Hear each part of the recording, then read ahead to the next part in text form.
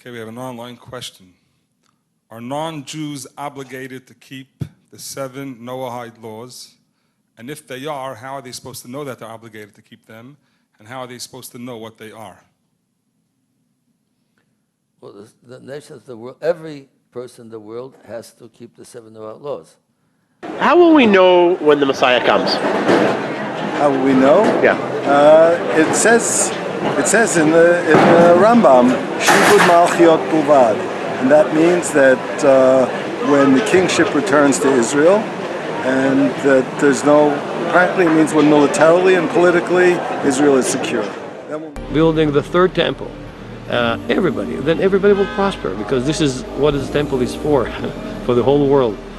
So you think that there could be some union between all the religions as part of this? Absolutely. We already have unity, but everybody's afraid from the terrorists. So this is our job, to unify everybody to worship the only true living God in the third temple with all the nations that will worship God. The Messiah will be the judge. The Mashiach will be the judge, and not for what he sees, and not for he hears, but what he smells. You believe the Mashiach ben David is coming to Mashiach this ben temple? David is very soon, and he is a Jew, and he is not Jesus. And if the Christians want to hold it, they can hold it. But we will never change our mind. We prefer to go back to Auschwitz and not to change our religion. This is the main thing. We are loyal. What would happen to Christians who refuse this Messiah and hold on to Jesus? Then we will see. We will see. I don't know. I'm not the Messiah.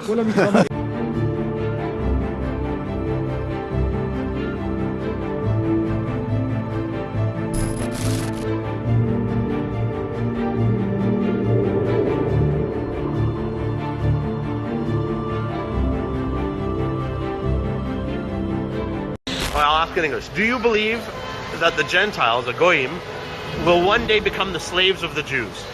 So I believe it's part of the Torah. Okay. Not a slave like a slave today.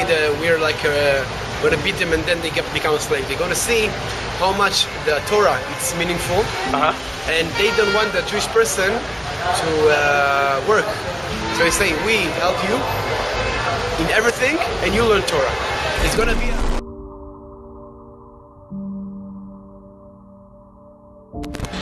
be a big world peace. Okay. So it's like. And when is this going to happen? It's not today. Mashiach is going to come today. So the Messiah has to come. Of course. Okay. No, for it to happen, the Messiah has to happen. Yeah. You have to explain that.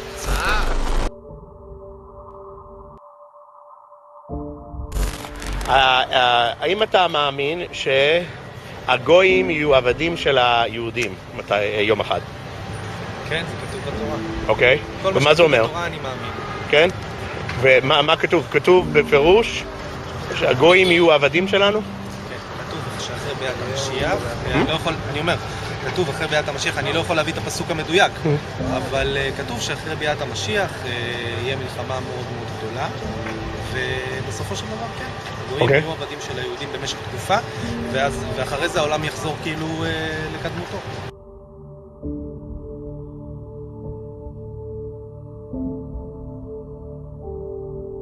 Paul said that Hagar and Ishmael represent those who were born under a covenant at Mount Sinai. And he said, just as then, it is now.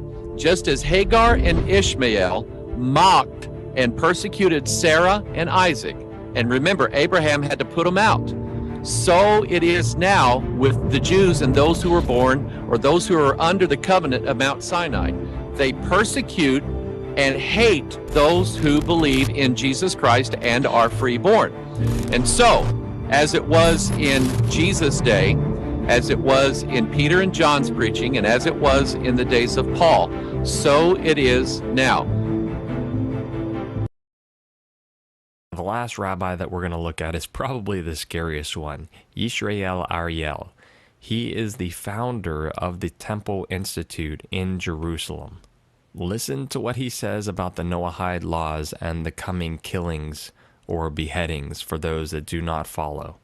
ולכן הוא זה שציווה ללכת מעיר לעיר לכבוש אותה ונשליט את של המצוות בעולם.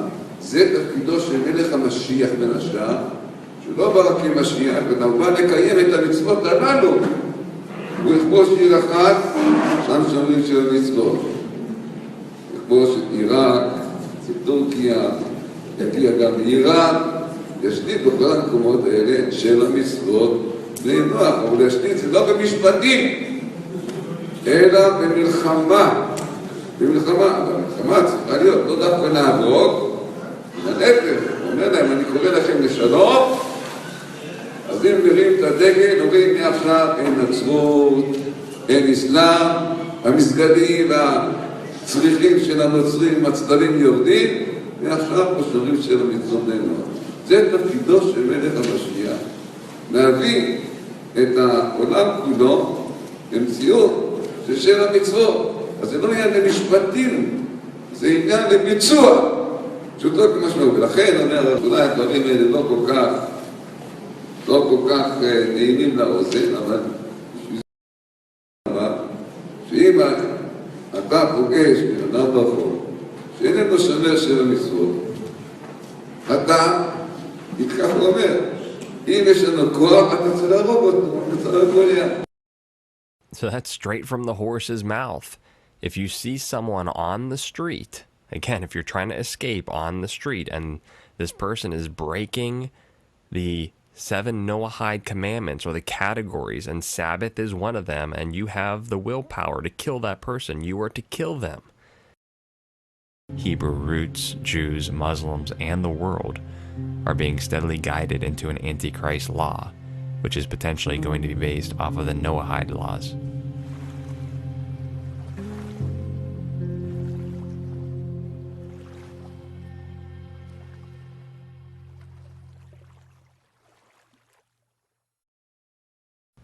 Now, with regards to these seven Noahide laws, you may have already heard about them in the past couple of months, simply because there has been a lot of activity or flurry around these terms. Most notably, it's being pushed by those in the Jewish Kabbalah or Jewish mysticism and the Jewish Sanhedrin. This is the legislative and judicial courts of the Jews. These are the same people that persecuted Jesus in the courts as well as the apostles.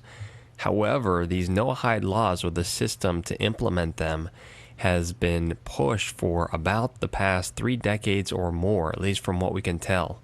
Now, this snippet comes from Noahide.com. It says, "To the Jewish people, God gave the entire Torah teaching as their law. They therefore have a special responsibility with special commandments to be a priesthood of the world, a light unto the nations." The Bible says differently, that Jesus Christ is our high priest, and the saints will be a royal priesthood to him.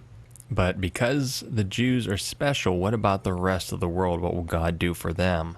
They state that God gave Noah and all his descendants 7 commandments to obey. These 7 universal laws were reaffirmed with Moses and the Jewish people at Mount Sinai, which is also known as the Oral Torah or Talmud, establishing modern observance of these laws. Goes on to say these 7 commandments actually represent 7 categories of hundreds of specific laws for non-Jews. Just like the Torah is 613 laws, then they apply the oral traditions, the oral Talmud on top of that, which has thousands and thousands of other instructions.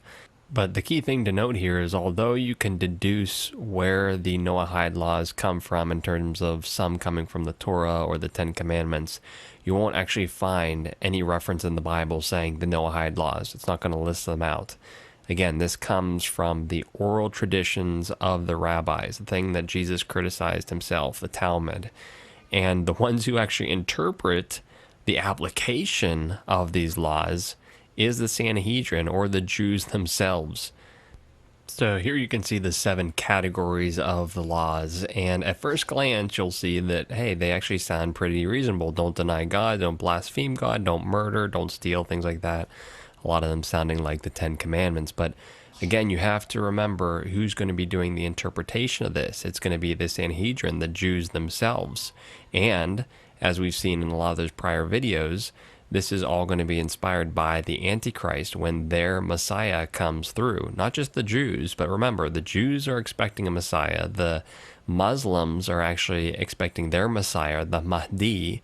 There's this tri-faith initiative trying to merge Muslims and Judaism and Christianity all together, saying that we have a father in Abraham that's probably going to be part of this deceit.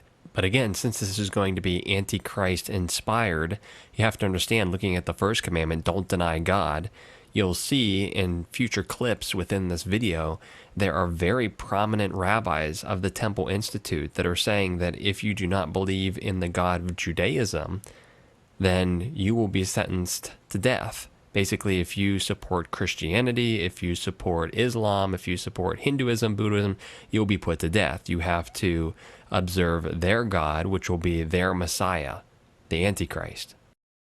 I had said that the framework for these Noahide laws has been being built for the past several decades. You can see here from IsraeliNationalNews.com.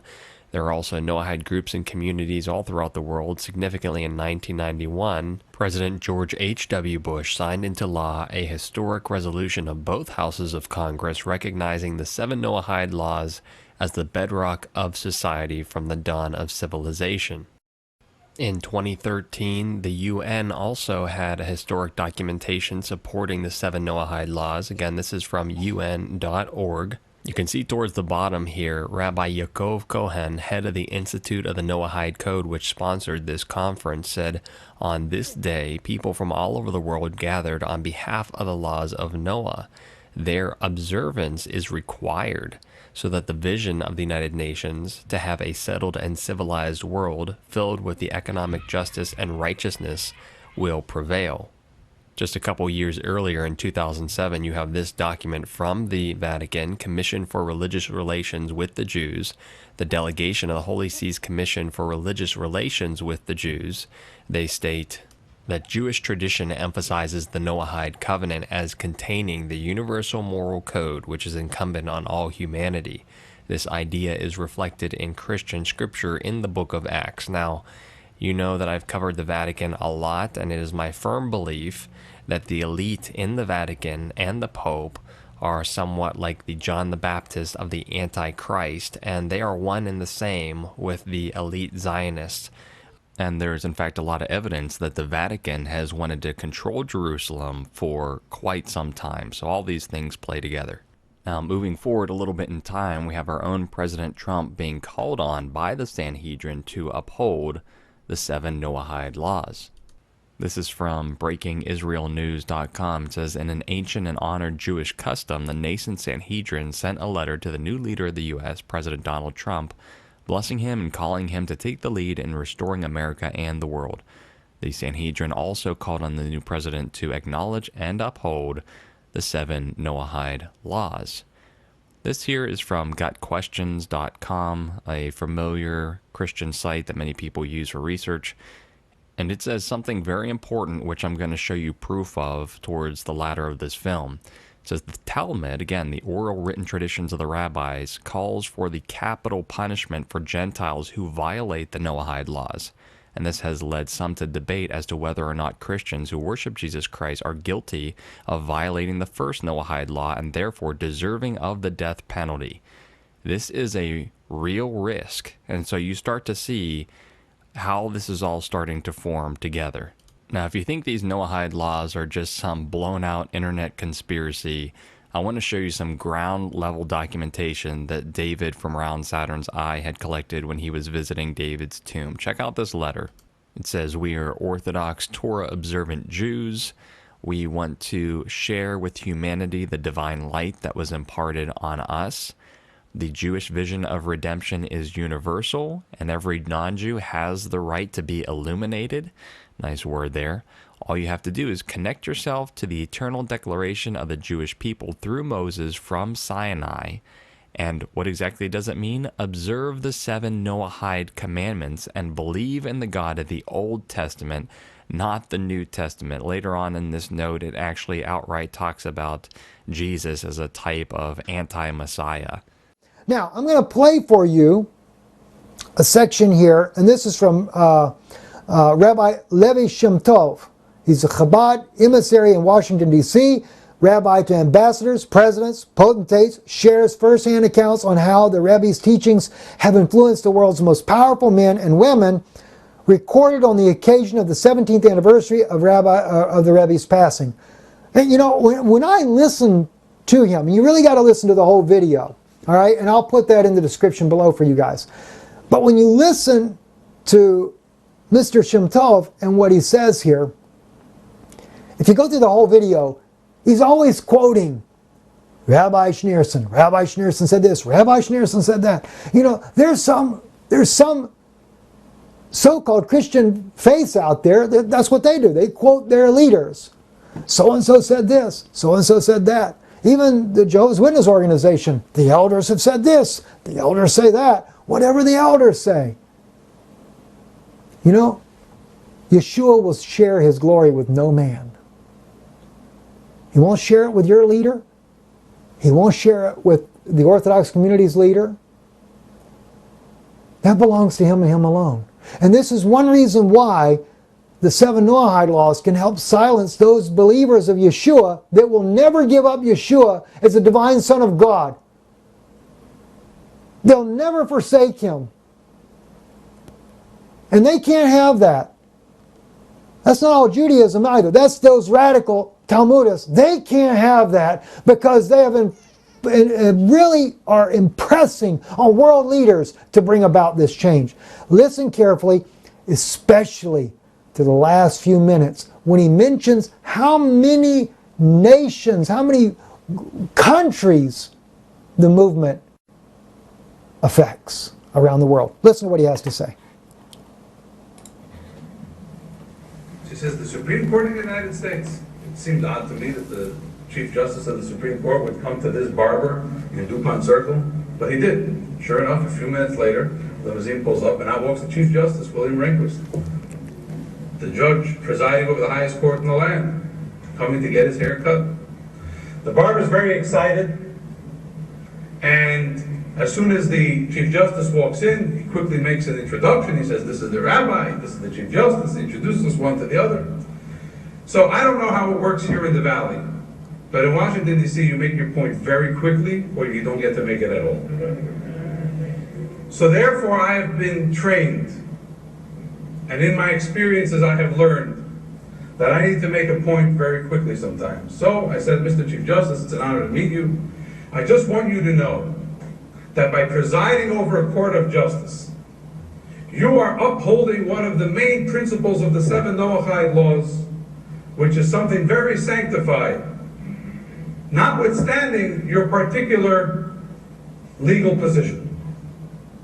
Meaning to say that whether I feel you're right or you're wrong, just the fact that this institution of justice is being upheld is a great precept of the Seven Noahide Laws, and I want you to know that it's something sanctified from my perspective. So the judge says, the justice says, I appreciate that very much. I'll especially remember it the next time I author the dissenting opinion. Put on my jacket to leave, and the Chief Justice waves me over to the chair right next to his, and he says, those 7 laws, by whom were they given and when? And he motions to me to sit down, and of course, anyone in the United States, when the Chief Justice of the Supreme Court of the United States tells you to do something, you do it. Sat down, and we had a whole discussion. He was basically bald, so his haircut didn't take all that long. But say for 15 or 20 minutes, we had a discussion about the Seven Noahide Laws and about how whatever you do, even sitting on a court, if you do it for the right purpose, it can become divine. After our discussion, he gets up to leave, I get up to leave, and I say, well, Mr. Chief Justice, this has been a wonderful discussion. I hope you have a wonderful day. To which he replies, a wonderful day? Now I want to have a divine day. A few weeks later, I go back for my next haircut, and the barber tells me that Chief Justice had just been in a few days before, was asking where the material was that I was supposed to send him about the Seven Noahide Laws as a follow-up. And why do I tell you this story? I tell you this story because someone of his stature, recognizing through words that the Rebbe said, which I internalized and then conveyed, agreed with the idea to the point that he mentioned it a few weeks later on his own, that what you do in life can become divine if you do it for the appropriate purpose. Let me give you another idea. Only a few more seconds. To the diplomatic world. And just to give you a background, my interaction with the diplomatic world is very simple. We in Chabad Lubavitch operate in some 82 countries, with satellite operations in another 20 or so more. And as such, different issues arise that necessitate our functioning and interacting with diplomats from many countries. You never know where there's going to be a problem or a need. Did you notice that? The Chabad Lubavitch organization of the Orthodox Jews operates in 82 countries, 20 or so more countries as well. And he goes into there, all the different diplomats, presidents, kings, in fact, that he speaks to. And of course, at the tenet of those conversations is to engage the Seven Noahide Laws upon all of humanity. All right? Now, if we have 10 commandments, what need do we have of 7 Noahide Laws? But there are some, and I don't want to say that all Jews necessarily are radical that have this thought. There are some of the Orthodox community that believe that there should be one set of laws for those that are non-Jews and then another set of laws that are just for the Jewish people. That doesn't necessarily translate that it makes them radical because they believe that. But what makes the radical idea is when you know that you're citing a Talmudic law that is not biblical, but you have to understand from the thinking of Orthodox Judaism, many Orthodox Jews believe that the oral law, which would be the Talmud, is equivalent to that of the written law of Moses. That is just as important and just as much to be adhered to. Now, we could argue that's radical, we could argue that's not radical. You could argue that there's good points in the Talmud, and you could argue there's points in the Talmud that are clearly would be very radical in many people's views. But the issue that we take up with this is because we see the encroachment upon the civil rights as well as freedom of speech, which is part of a civil right, but the civil rights of humanity of those that are non-Jews by the interpretation specifically targeting idolatry that would place many Christians in a position of possibly losing their lives in a not so distant future if this continues to move in the direction it's going in now. The Senate will come to order. Today's opening prayer will be offered by guest chaplain Rabbi Shea Harlig of Chabad of Southern Nevada.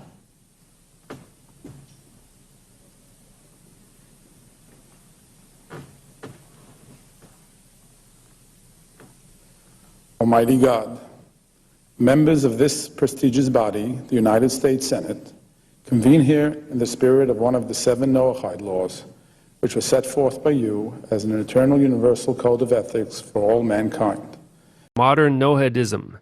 7 commandments, 7 laws only, and remaining commandments do not apply to them. This means that Noahides may not observe Sabbath, study Torah, except for the 7 laws, which are not part of Torah, all right? And the rainbow is the modern symbol of Noahidism, all right? This is their symbol. We've seen that before, haven't we? We know who uses this symbol nowadays, right? Noahide website.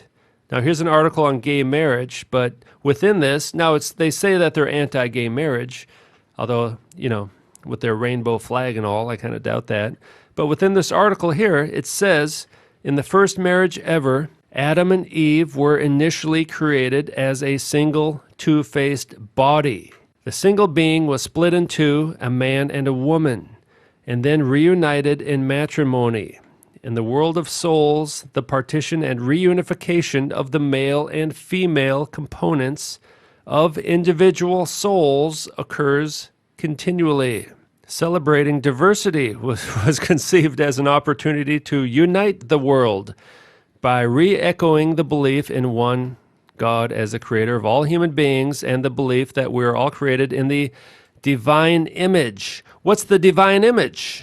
The male and female hermaphrodite God. This is the true meaning of harnessing diversity among different cultures.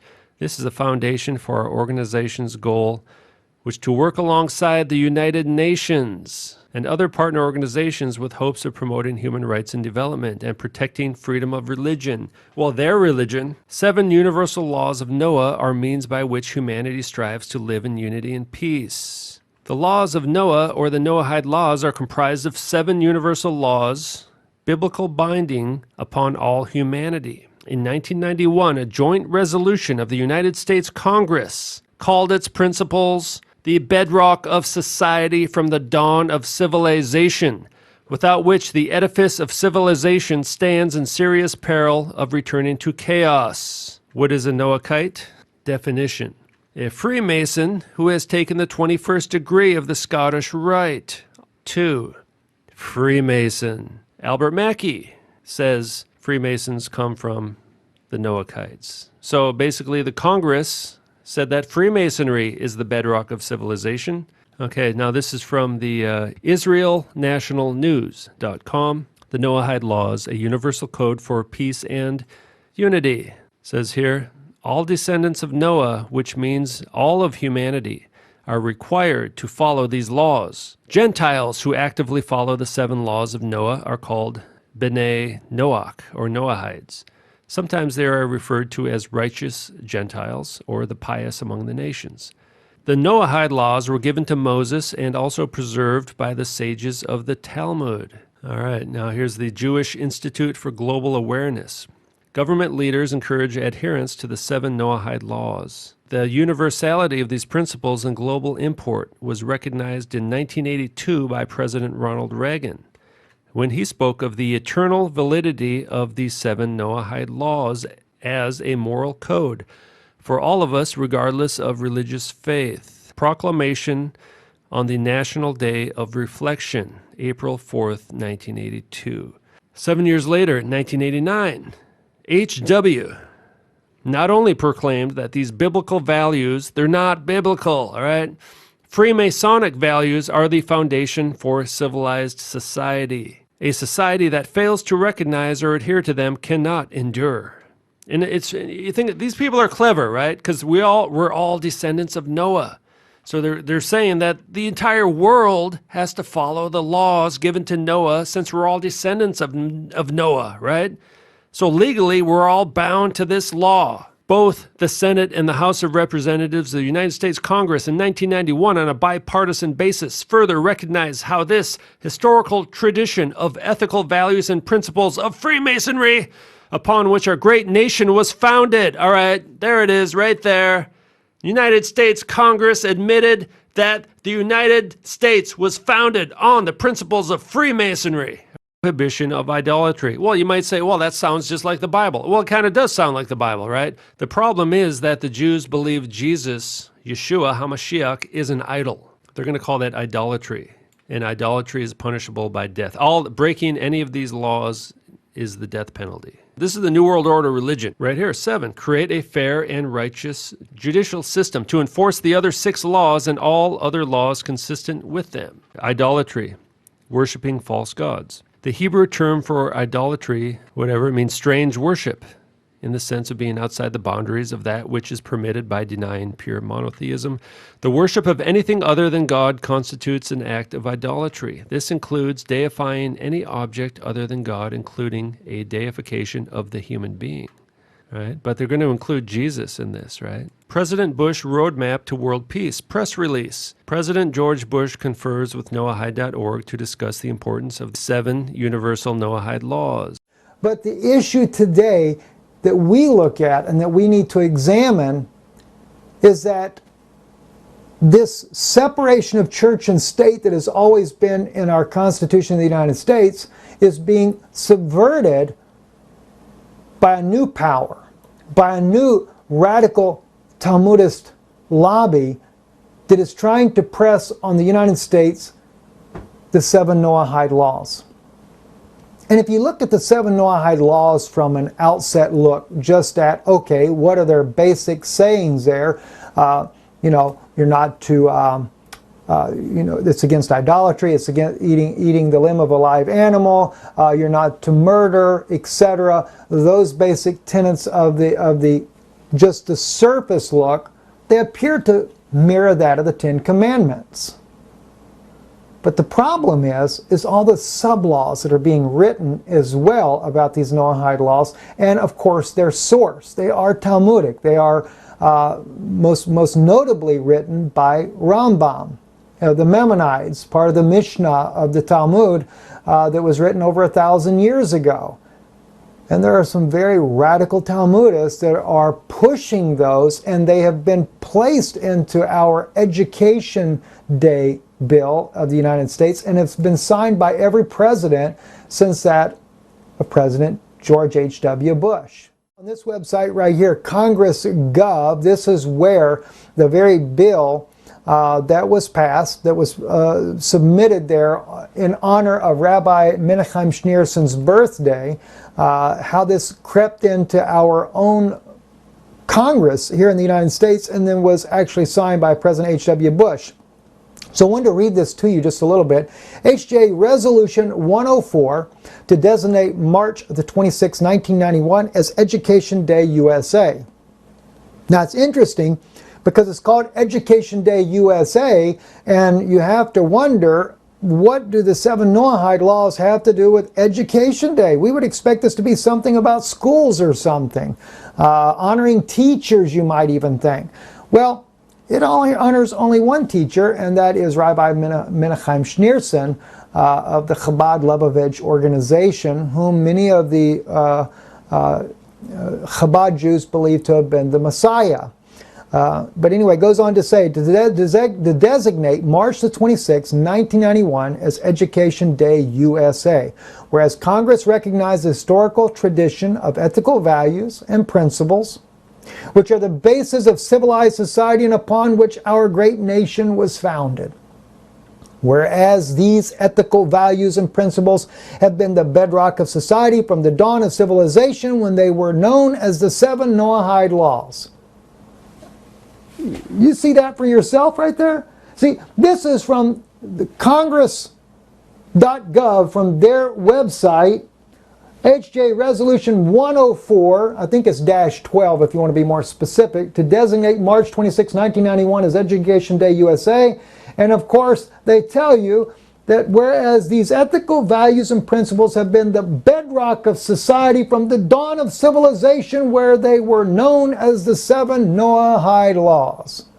So much for separation of church and state. Well, I guess it's okay, because the Founding Fathers didn't want Catholicism to rule the United States as it was doing all across Europe. So that's why we put that in there. But no one never anticipated that we would have radical Talmudism bringing in a Talmudic law and saying that our nation is now being founded on Talmudic laws. No, I didn't anticipate that one either, right? So anyway, whereas without these ethical values and principles, the edifice of civilization stands in serious peril of returning to chaos. That's important right there as well. Not only are they saying that these Seven Noahide Laws are the bedrock of civilization, but having them placed in the educational law system there is the principles to edify, so the civilization stands in serious peril of returning to chaos. In other words, if they don't put these laws and make them part of the law of the land, we could return to chaos. Whereas society is profoundly concerned with the recent weakening of these principles that has resulted in crises that beleaguer and threaten the fabric of civilized society. Do you realize what Congress did here, and what the Senate passed, and what the President H.W. Bush signed, is basically saying without the Seven Noahide Laws put into law in the United States, it becomes a national crisis. That's basically what they're saying. I mean, look at what they said. Stands in serious peril of returning to chaos. That's a national crisis for America. So the Seven Noahide Laws are necessity to avoid a national crisis is really what it comes down to. Let's continue on. Whereas the justified preoccupation with these crises must not let the citizens of this nation lose sight of their responsibility to transmit these historical ethical values from our distinguished past to the generations of the future. That's why they're under Education Day. Same thing in Florida, put under educational laws. It almost makes you wonder if they're going to do away with the older generation and start afresh anew. Whereas the Lubavitch movement has fostered and promoted these ethical values and principles throughout the world. Did you notice that right there in the blue? Throughout the world. Who did it? The Chabad Lubavitch movement. Okay? And again, doesn't mean that everybody that's in the Chabad group are bad people, but there is radicalism that is on the rise. Whereas Rabbi Menachem Mendel Schneerson, leader of the Lubavitch movement, is universally respected and revered, and his 89th birthday falls on March 26, 1991. Whereas, in tribute to this great spiritual leader, the Rebbe, this has his 90th year, will be seen as one of education and giving. The year in which we turn to education and charity to return the world to the moral and ethical values contained in the Seven Noahide Laws. Return the world, which we turn to educate. Are you serious? To return the world? Return the world to moral and ethical values contained in the Seven Noahide Laws. You know, maybe had they not have all these sub-laws in there that the radical Talmudists have put in there, maybe it wouldn't be so bad. But then again, why do you have to throw the Ten Commandments out? Why couldn't we keep the Ten Commandments? Do you think that these Seven Noahide Laws do more than the Ten Commandments? Well, you might get rid of a radical group that they're what they consider to be a radical group, the Christians that believe that Jesus is Messiah, and that might help the cause. Whereas this will be reflected in the International Scroll of Honor signed by the President of the United States and other heads of state. Now therefore be it. All right, now I just kind of stopped right there. Notice, it wasn't just the President, but other heads of state. That's other country leaders as well. Now, as you can see right here, I have on the screen for you here, this is President Donald J. Trump signing once again in, and that's the bad thing. It'd be one thing if they just signed it back when H.W. Bush was in office.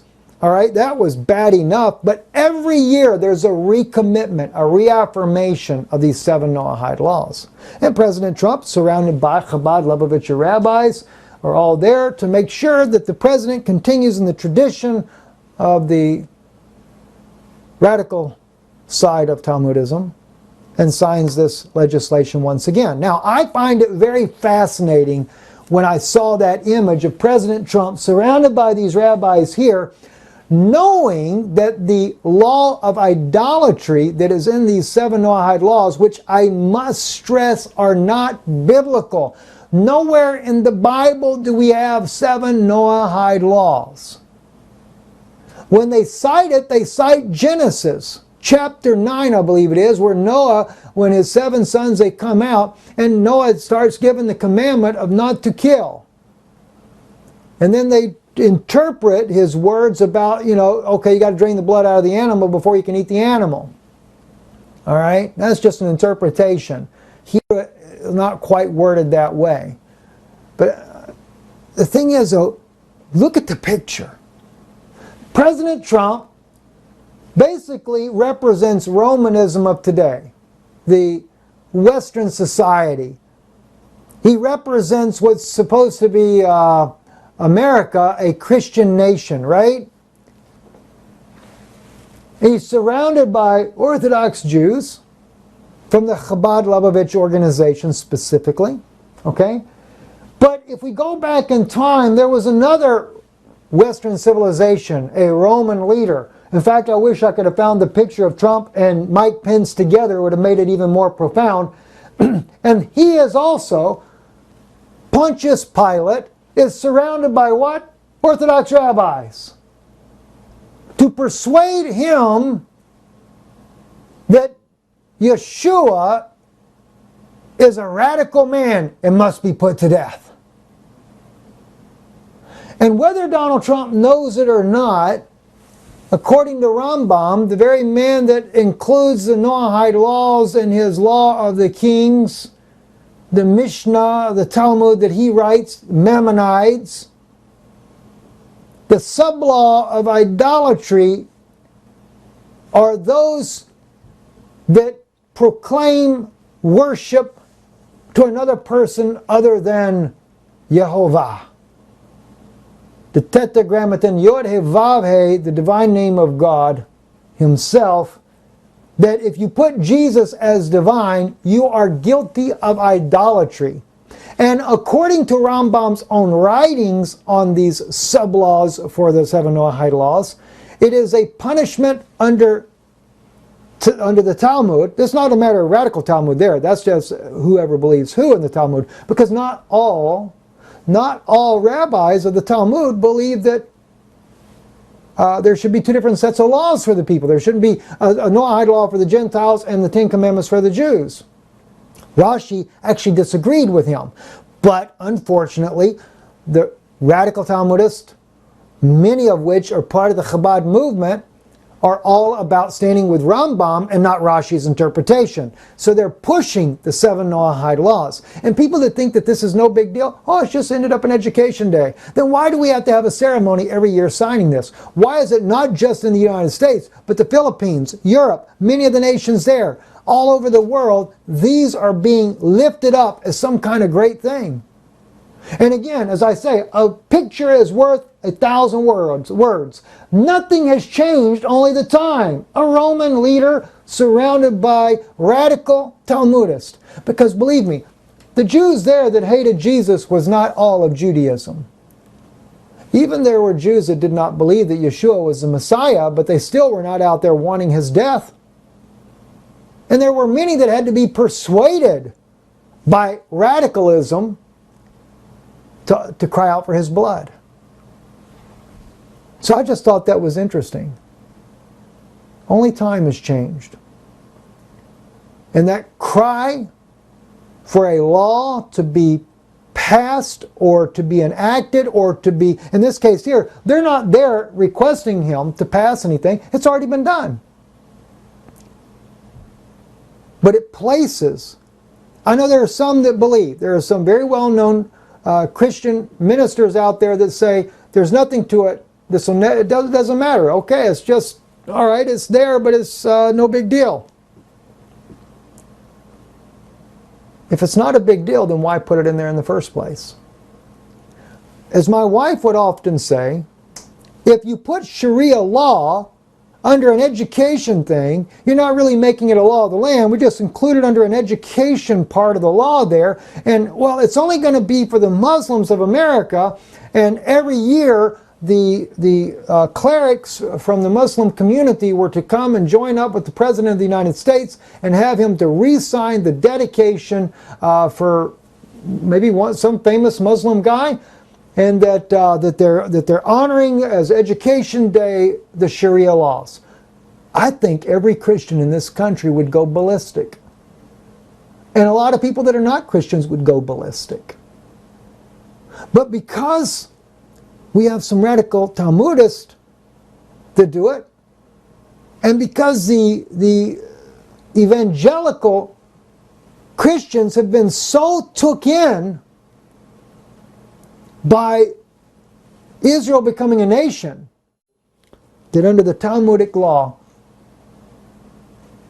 that it means the putting to death of the believers if it's ever fully put into force. And there's a great movement already. You don't have to take my word for it. Look it up online. There is a great movement amongst the elite leaders of Israel to replace the United Nations with the Sanhedrin Council. I mean, we are seeing, like never before in the history of humanity, we are seeing the same stage that was set 2,000 years ago when Jesus was being put on trial. We're seeing that same stage set again today.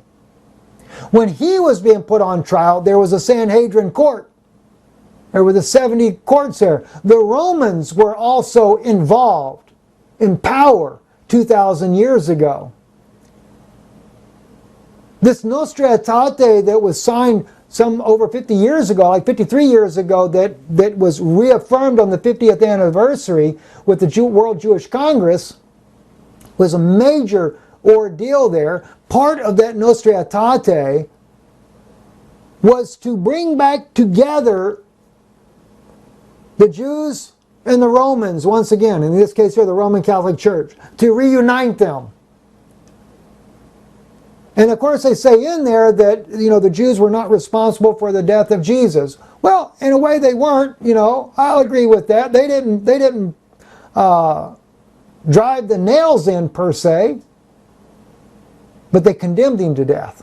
Pilate didn't want to condemn him to death. And I think it's the same way today. But the problem is, just like it was 2,000 years ago, it's at a time where it's almost too late to change it now.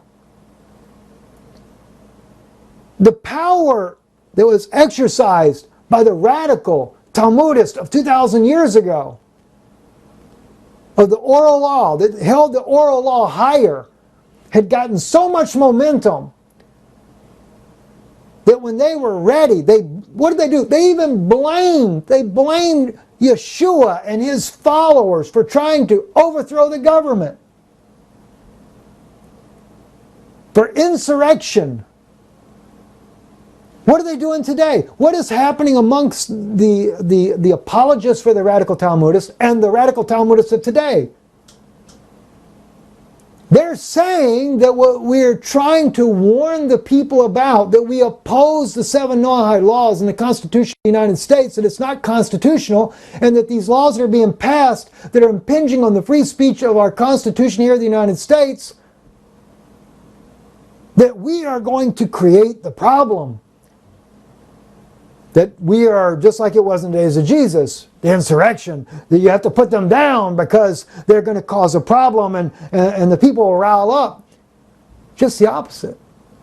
Just like with Yeshua, we beg the people, be peaceful with people, show love and kindness. No matter how radical this may get, always show the love of Christ. Hello, YouTube family and fellow Christians in the Lord Jesus Christ. I want to speak to very quickly about something that you may have been hearing about. I know it's a fairly new subject to me. I did not know about the Noahide Laws, but you may be hearing something more about it. I want you, as Christians, we have been tending to be very excited to hear about the temple being built, about all the temple implements being built. We've been wanting to really get behind that because, we want to see Jesus come back, so we get all excited. We need to be highly careful here because what we are throwing our money towards, if you're throwing financial support towards building the temple, rebuilding the temple, I caution you very strictly to listen to this for a minute. What you don't know, or what you may not be being told, is that the people who are rebuilding this temple are the Sanhedrin. The Sanhedrin have come up with a thing called the Noahide Law. This has to do, it sounds very much like the Ten Commandments. However, there's only 7 of these. It's supposed to predate the actual 10 Commandments. They call it the Noahide Laws. Has nothing to do with Noah, has nothing to do with anything. These are completely contrived by man, by the Sanhedrin, by the Orthodox Jews who are into the Kabbalah and believe in a very mystical system. But the thing about these people is they've been around for a very, very long time.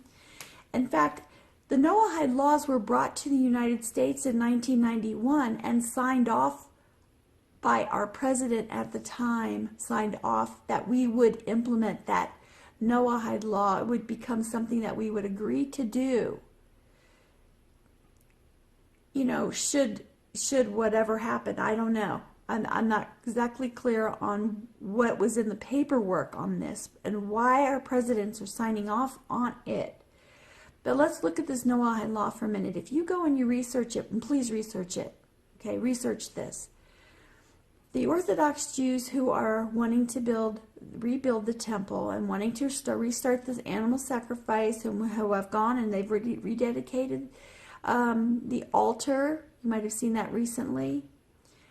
Let me just say, what do you believe Jesus thinks about that? You know, while we're very excited about the temple getting rebuilt, Jesus was the final sacrifice, was he not? Was he not the completed work of sacrifice? Is there any animal that can be sacrificed that would top what Jesus did? There should be no more animal sacrifice. And when I saw the temple institute go ahead and have a dedication of the altar service, it struck my spirit as being such a slap in the face of Jesus. They're trying to disregard him and go back to the law. We as Christians should not be in financial support for this. Here's why. In the Noahide law, it will be illegal for you as a Christian to worship Jesus as God, as the Son of God. This would be considered heresy, and you would be put to death. Guess how? By guillotine. You would be beheaded. That is the Noahide law for correction on anyone that dares step out against anything in that Noahide law. It is specific towards believers in that you also cannot participate, if you're not a Jew, in any of the feasts. You cannot, they're very, very harsh and very strict laws. Now, every president since 1991, every single year, has signed off on the Noahide law as being implemented in the nation. It is under the radar. It's something we did not know was going on. And unfortunately, our own Donald Trump has signed off now on it twice. He's been in office 2 years. His son-in-law, Jared Kushner, who is an Orthodox Kabbalist Jew, has convinced him or made him believe that this is okay, and this is something that all presidents have signed off on, and we just need to continue this. Know that the Orthodox Jews in Israel called Jesus the bastard even now. And if you go and you look at what they say, even at the temple when they were dedicating this altar, and someone brought up Jesus, the foulness and the evil spoken against him is not something we should be throwing any of our money towards. Not only that, the Noahide laws is very interesting. It has gone around the world. It has been implemented and signed off in every nation. And you wonder, how can that be? How can a Jewish law go into effect or be part of any other Arab nations or places that are, how would they dare? But they have. They have. This has been a movement for many, many years. And it has been secretly and openly in some places signed off on proudly. President Trump did it in front of cameras for the whole world to see. We was surrounded by Orthodox Jews when he signed it. Does he know what he's really signing? Does he know he's signing a death warrant to Christians should these laws go into effect? I don't know if he knows all of that. We have to pray for our president that he would have wisdom, because these are dangerous to us as believers. So look at this yourself, and please, Christians, step away from supporting the Temple Institute and wanting so badly to see Jesus come back that you think this is a good thing. Please, it is not a good thing. They're implementing the law again, And that animal sacrifice is a slap in the face of Jesus Christ, who did the final and only sacrifice needed forever. So think about what you're doing. Think about what's going down. Not only that, I also want to say that the Noahide laws are also, when they went and rededicated the altar, they invited 70 nations. 70 nations to participate and come and witness this. However, when push comes to shove, no one but Orthodox Jews in the end will be allowed to do or be a part of any of this. But they have 70 nations gathered together. You research 70 nations in the Bible and what it says in the end times, how there would be a gathering of 70 nations. We are right there at the door. And the fact that they want to behead believers, is this not the beast system? Here we thought it was coming from Muslims. It's sneaking in the back door. So I want to say something briefly here before I go on with the Noahide law and the explanation of that. I want to say something here about my professional background before we go into that too deeply, because in this video and in the context of what we're talking about, it may be helpful for you as just listening to me talk to realize that I have a background in law and government.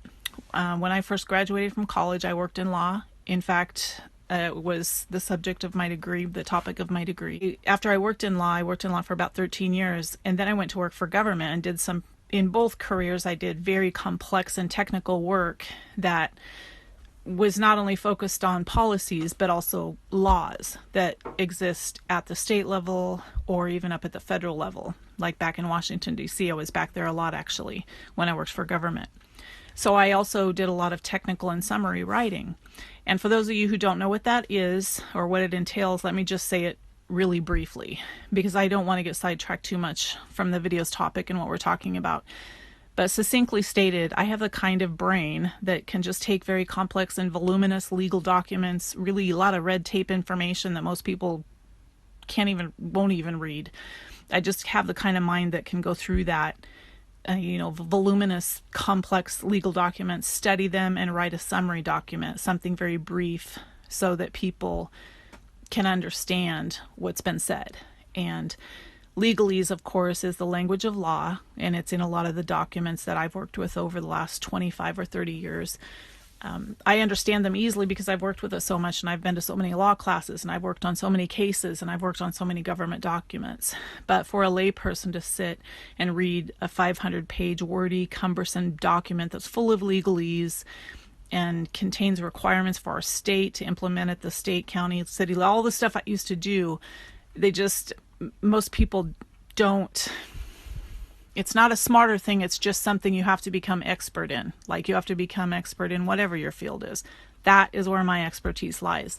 I'm very good at understanding those very complex documents, and I understand the language of law, which we refer to as legalese. One thing I want to say about that is real world value.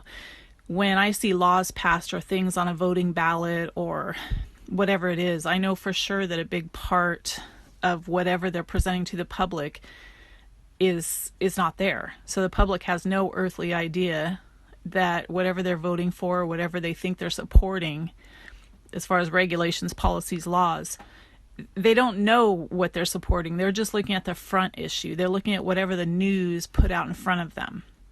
And a lot of times, I would say most of the time, when you're voting for something or you're supporting a bill or a regulation or being, listening to something on the news or people politically campaigning, there's 90% that you're not being told. And those things are nefarious. There's a reason they don't go through everything that's attached to a law that they want you to support.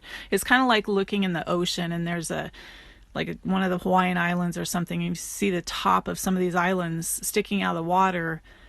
There's a little tiny bit out of the water, even though it looks like a whole lot of land in one place. But if you could see underneath, like an iceberg, there's a whole lot more underneath the water that you cannot see.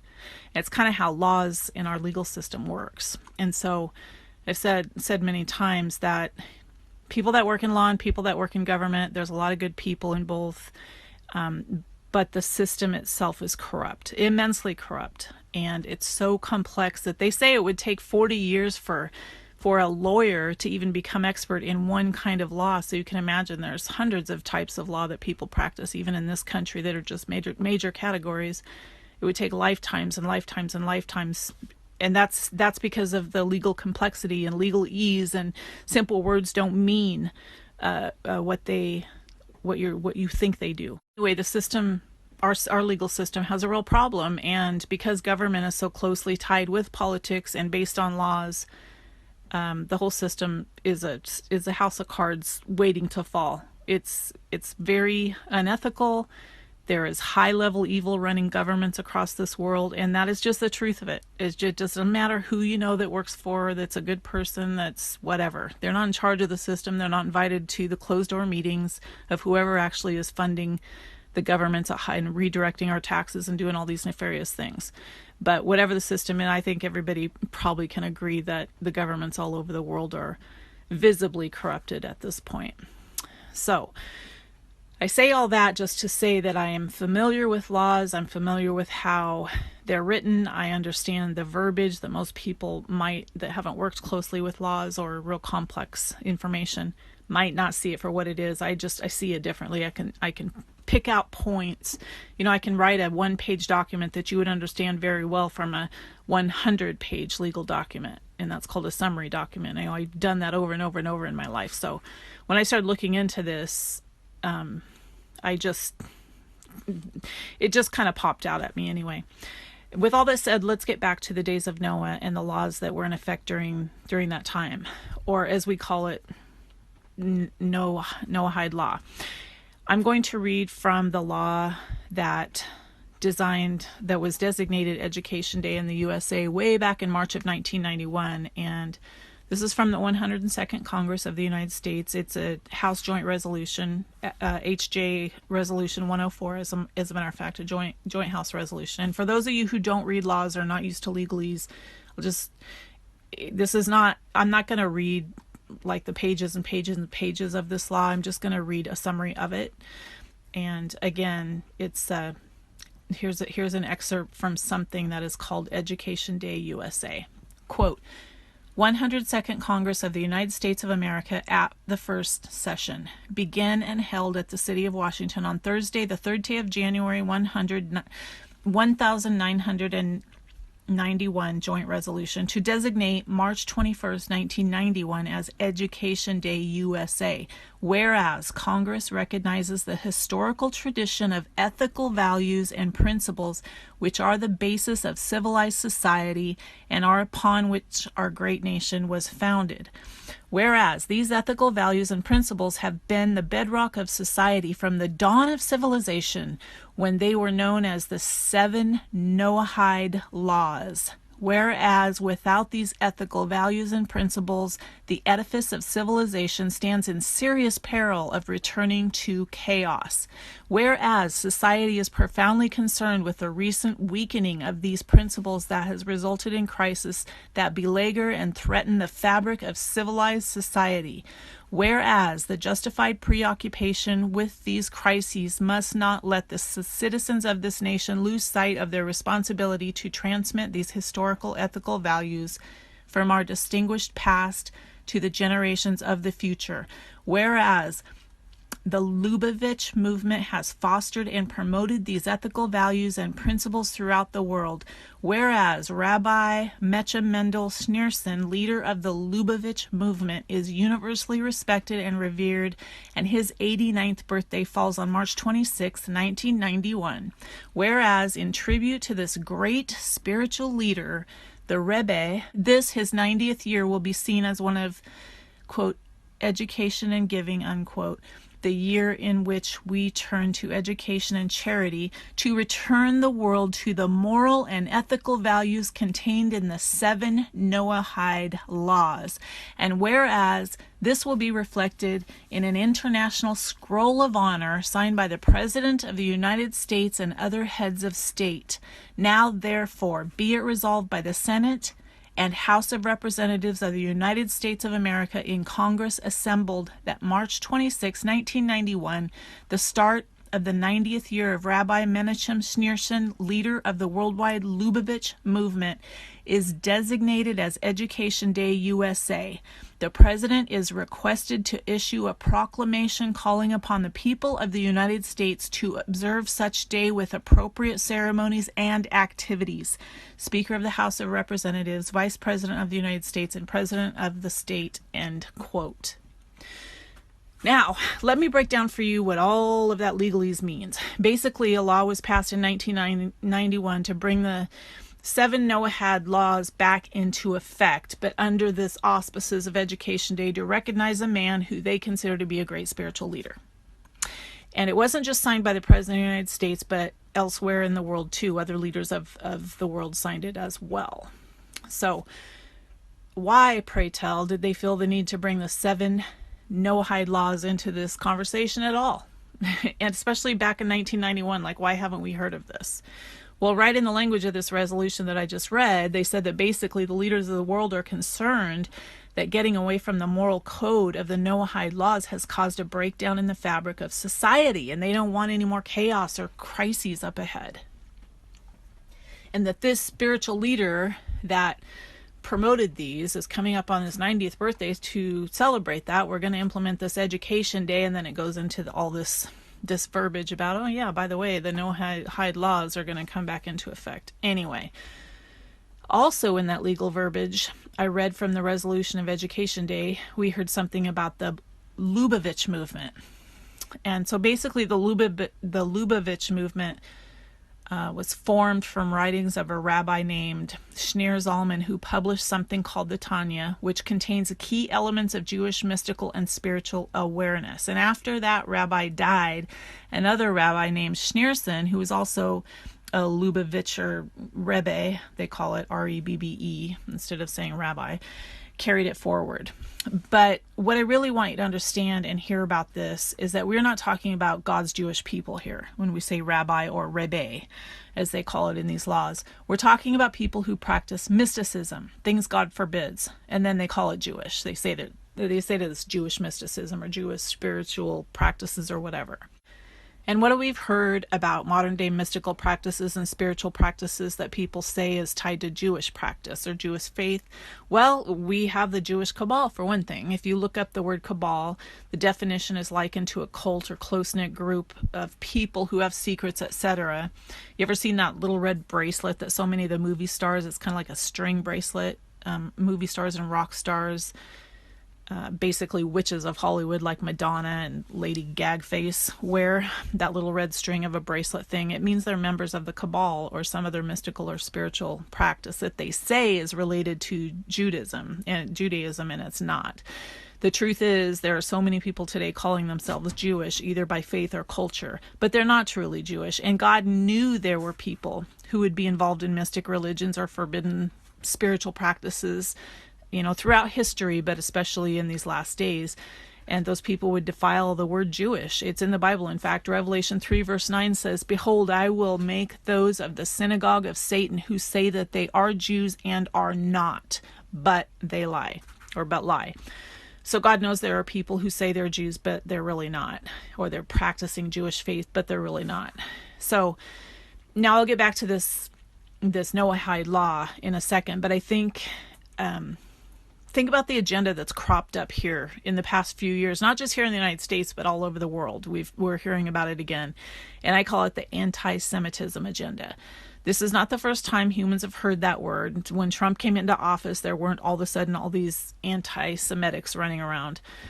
These are accusations that anyone who speaks against Jewish people, whether they claim to be Jewish by culture, religion, whether they're lying about Jewish or not, whatever the case is, if you say anything about Jewish people, all of a sudden you're accused of being anti-Semitic. I hear this all the time. It's just ridiculous to me. Just another agenda. But anti-Semitism is basically hostility to prejudice or discrimination against the Jews. And that is a real thing. I mean, think of what Hitler and Stalin did to millions of Jews during the Holocaust. I mean, absolutely sad and awful and disgustingly horrific.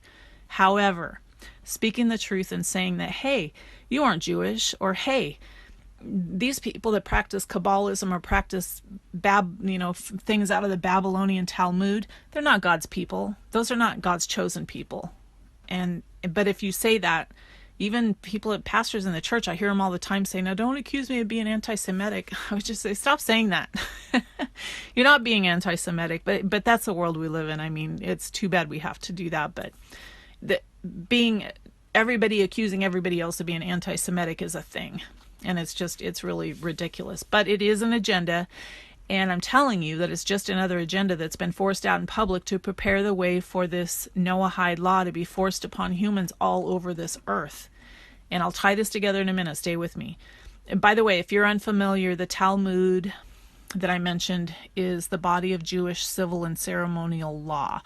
However, there are two versions of the Talmud. There's a Babylonian Talmud, which dates from like the 5th century AD, but it also includes the earlier material. And then the second, or the other Talmud is they refer to it as the Palestinian or the Jerusalem Talmud, and some people call that the Jewish Talmud.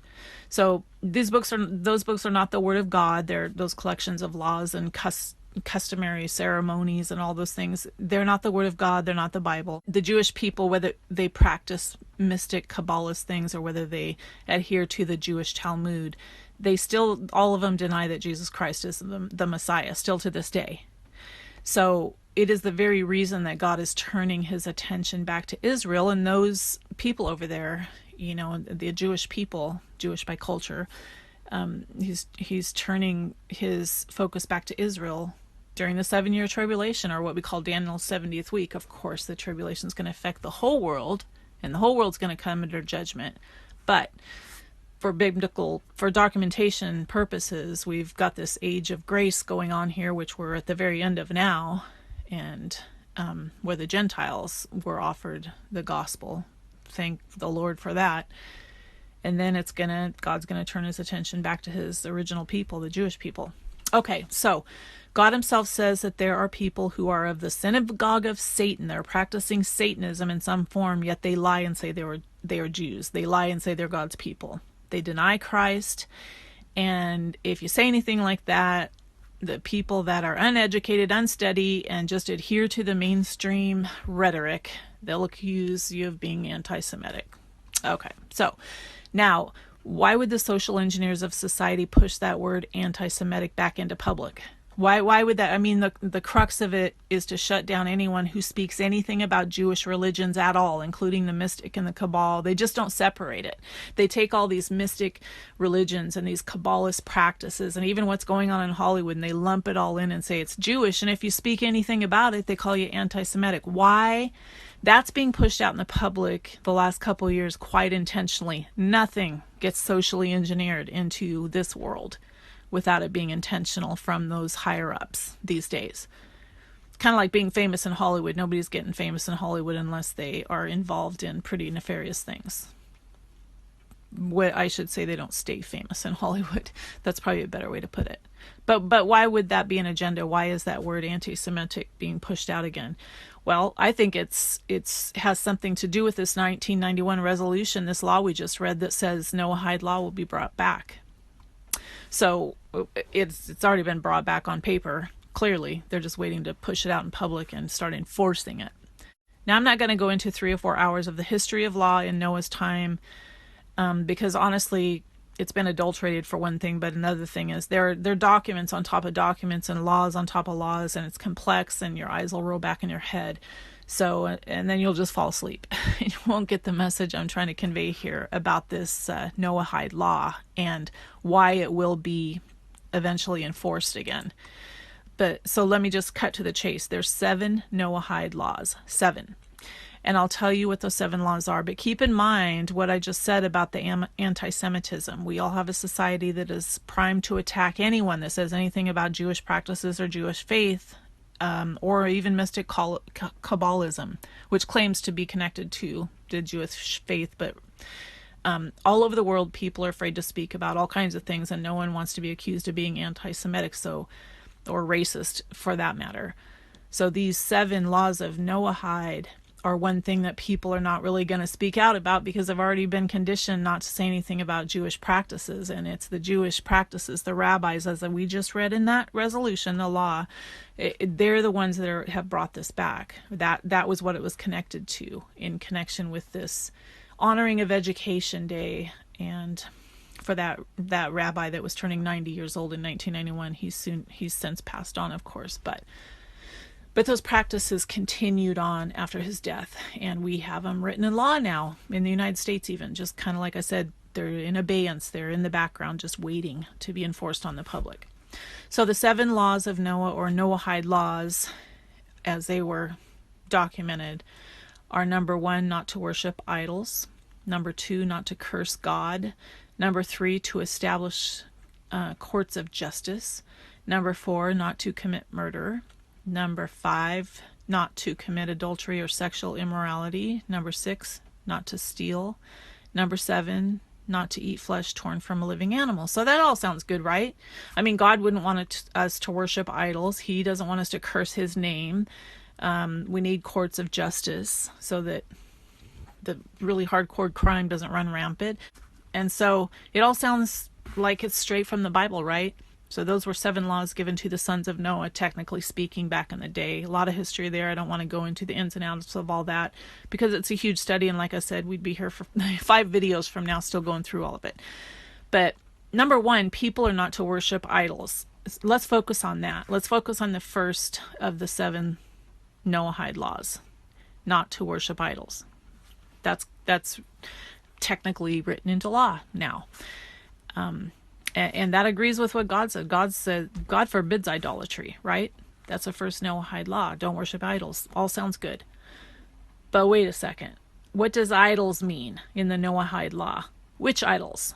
Does that mean the same as what the Bible says? After all, the God of the Bible, the real God, the one true living God, Almighty God, the Father, Abba, he doesn't want us to worship idols or curse God or commit adultery or murder or any of those things. He doesn't want us to steal or eat flesh torn from living animals, of course. But here's the problem. Legalese.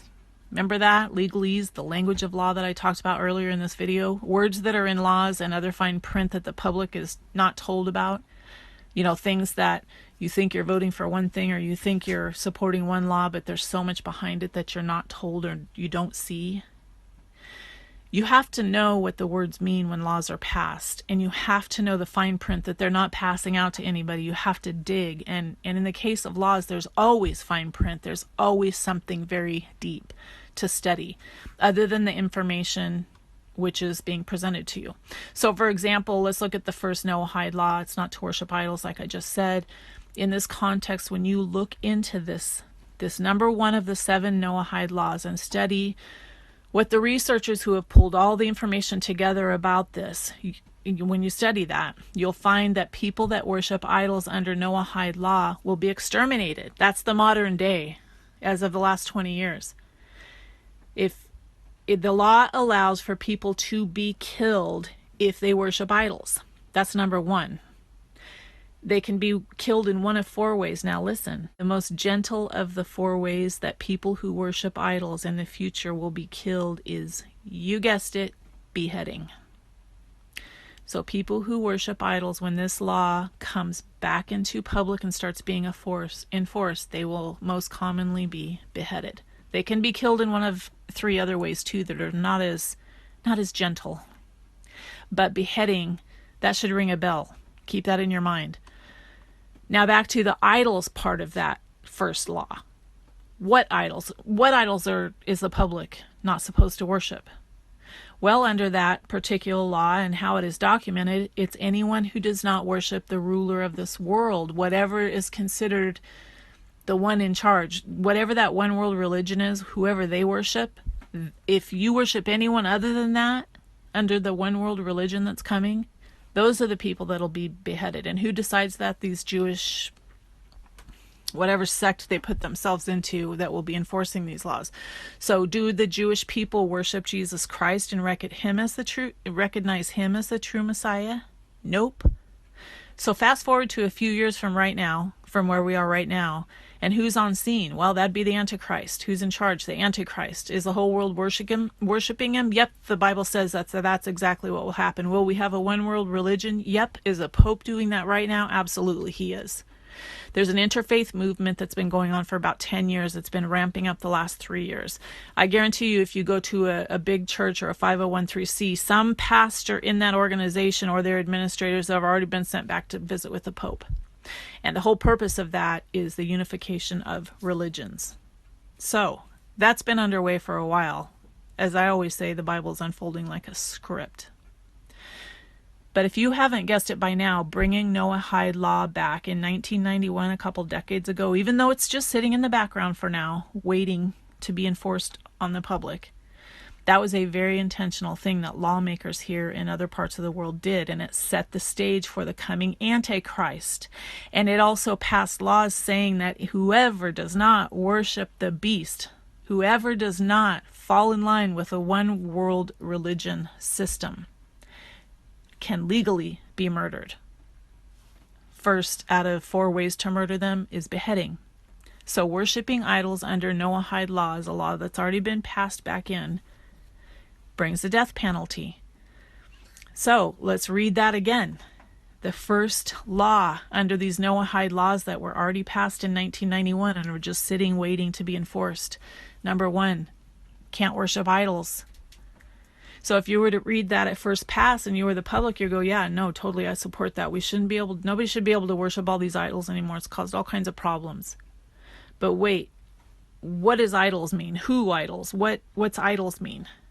So see what I mean? You have to break down every word and look into it and see what do they consider an idol and who gets to decide what an idol is. It's kind of like the hate speech agenda.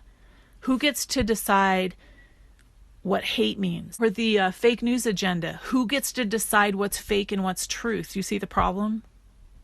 Somebody nefarious is in charge, and Satan's in charge of this world. We know that for sure. And that's where this whole problem comes in.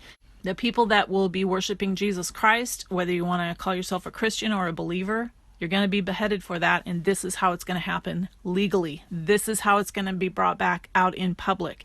The foundation for it has already been laid. The stage is set. This also ties in with the apostasy that is coming into the church and has been for years, these mega churches and the people, this once saved, always saved argument and all the whole mess that's involved with that.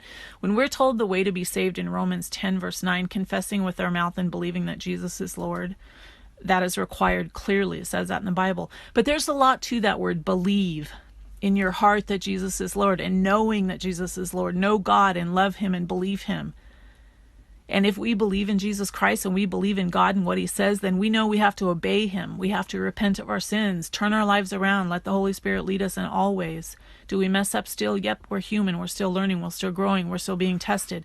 We have to walk the walk, not just say, I'm a believer, or for some people, I'm a Christian.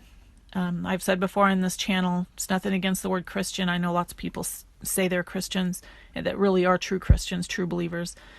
But if the word Christian meant what it should mean, I'd have no problem saying I'm a Christian, but I don't call myself a Christian because the truth is Catholics say they're Christians. Mormons say they're Christians. The Joel Osteens and Oprah Winfrey's, they're all saying they're Christians. There's all kinds of people in religions saying they're Christians, and I'm not that. I'm a Bible believer. I'm a follower of the way Jesus Christ taught us to go. I'm a follower of Jesus Christ. I try my best to live as God tells us to live. And so that is why I always say I'm a believer. I prefer to separate myself out these days because the word Christianity has so much apostasy and false religions and false teachings tied to it now. Seeker-friendly mega churches and all of the sin-friendly pastors that are just trying to fill seats in their churches. That's what Christianity means to most people when you say you're a Christian. So anyway, the apostasy is important because in this context of what we're talking about, because the falling away that Jesus said will occur before he comes back, that's already happening. And it's happening in the Christian churches. And why are so many Christians being misled or believers being misled? Because they're not reading their own Bibles. They don't know God. They don't know Jesus for themselves. They're banking their entire salvation on what the preacher at their church says every Sunday. They go back out and they tear a path of sin for the next 7 days after church.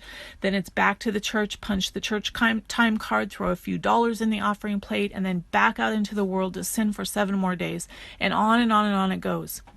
Like David Wilkerson said in this last video I posted, on this channel, too many pastors of Christian churches today are only interested in the business side of Jesus Christ, and they will be held accountable for that, for misleading so many people, watchmen on the wall, that did not warn that trouble was coming. This is from Jewish Institute for Global Awareness. Government leaders encourage adherence to the 7 Noahide Laws. So if you don't think this is not real, read what it says. The universality of these principles in global import was recognized in 1982 by President Ronald Reagan when he spoke to the eternal validity of the 7 Noahide Laws. Eternal validity? By the way, Jewish Institute for Global Awareness is a Jewish website. Okay? As a moral code for all us, regardless of religious faith, proclamation of the National Day of Reflection, April 4th, 1982. So even before it came into under Rabbi Menachem Schneerson's Education Day USA, they were already being promoted by President Ronald Reagan in 82. 7 years later, in 1989, President H.W. Bush only proclaimed that these biblical values are the foundation for civilized society. But he also recognized that a society that fails to recognize to adhere to them cannot endure. Wow. He understood how these principles of moral and ethical conduct that have formed the basis of civilization comes to us in part from the centuries-old 7 Noahide Laws. In doing so, he noted their origins, and he quote, unquote, this is H.W. Bush, president, former president. The Noahide Laws are actually 7 commandments given to man by God as recorded in the Old Testament. They're not in the Old Testament. Both the Senate and the House of Representatives of the United States Congress 1991 on bipartisan basis further recognize how this historical tradition of ethical values and principles upon which our great nation was founded have been bedrock of society from the dawn of civilization when they were known as the 7 Noahide Laws. The American Congress understood how the most recent weakening of these principles has resulted in crises that beleaguer and threaten the fabric of civilized society. So now they make it a national crisis if you don't have them. Well, if they mirrored the 10 Commandments and were in this so-called national crisis, then the 7 Noahide Laws would not make any difference unless radical Talmudists can have the interpretation by the sub-laws that are written not only in the Talmud, but as they write more sub-laws of the enforcement of these laws. That's how they can change it. But it's not for the good of humanity, it's only to silence those that don't agree with what they believe. It is, in essence, uniting not church and state, but radical Talmudism and state. Because we don't have that in our Constitution, so therefore you could get away with it, probably. Now, you know, this way gets me to H.W. Bush. Did he never read a Bible or something? The guy doesn't know his own Bible. He just blabs out they're part of the Bible when they're not. Thus, they warned us that without these ethical values and principles, the edifice of civilization stands in serious peril of returning to chaos. Public Law 102-14 of the 102nd Congress, First Session, H-Day, Resolution 104. Is there something about, you know, people go, it's not a law, it's not a law. Okay, then why is it called Public Law 102-14? If it's not a law, then why did you call it a law? If it's just a resolution, why did it get called a law? Other world leaders have joined the call for further observance and knowledge of these laws. Examples, only examples, not limited to, Herman van Rompuy, President of the European Union. That covers all the European nations. July 2014, that he seeks greater dissemination of the universal laws known as the Noahide Laws, and Major General Michael Jeffrey, Governor General of Australia, lamenting family breakdowns and drug and alcohol abuse in modern society in 2008, letter wrote that he believed that observing the fundamental values of the Noahide Laws can be an antidote to such ills of society. The seven Noahide Laws don't speak about anything about drug and alcohol abuse. I'm sorry, it must be one of those sub-laws. The hundreds of sub-laws that are being written for the Noahide Laws that they'll be able to crack down on. Anyway, Dr. Lorraine Day is a trauma surgeon.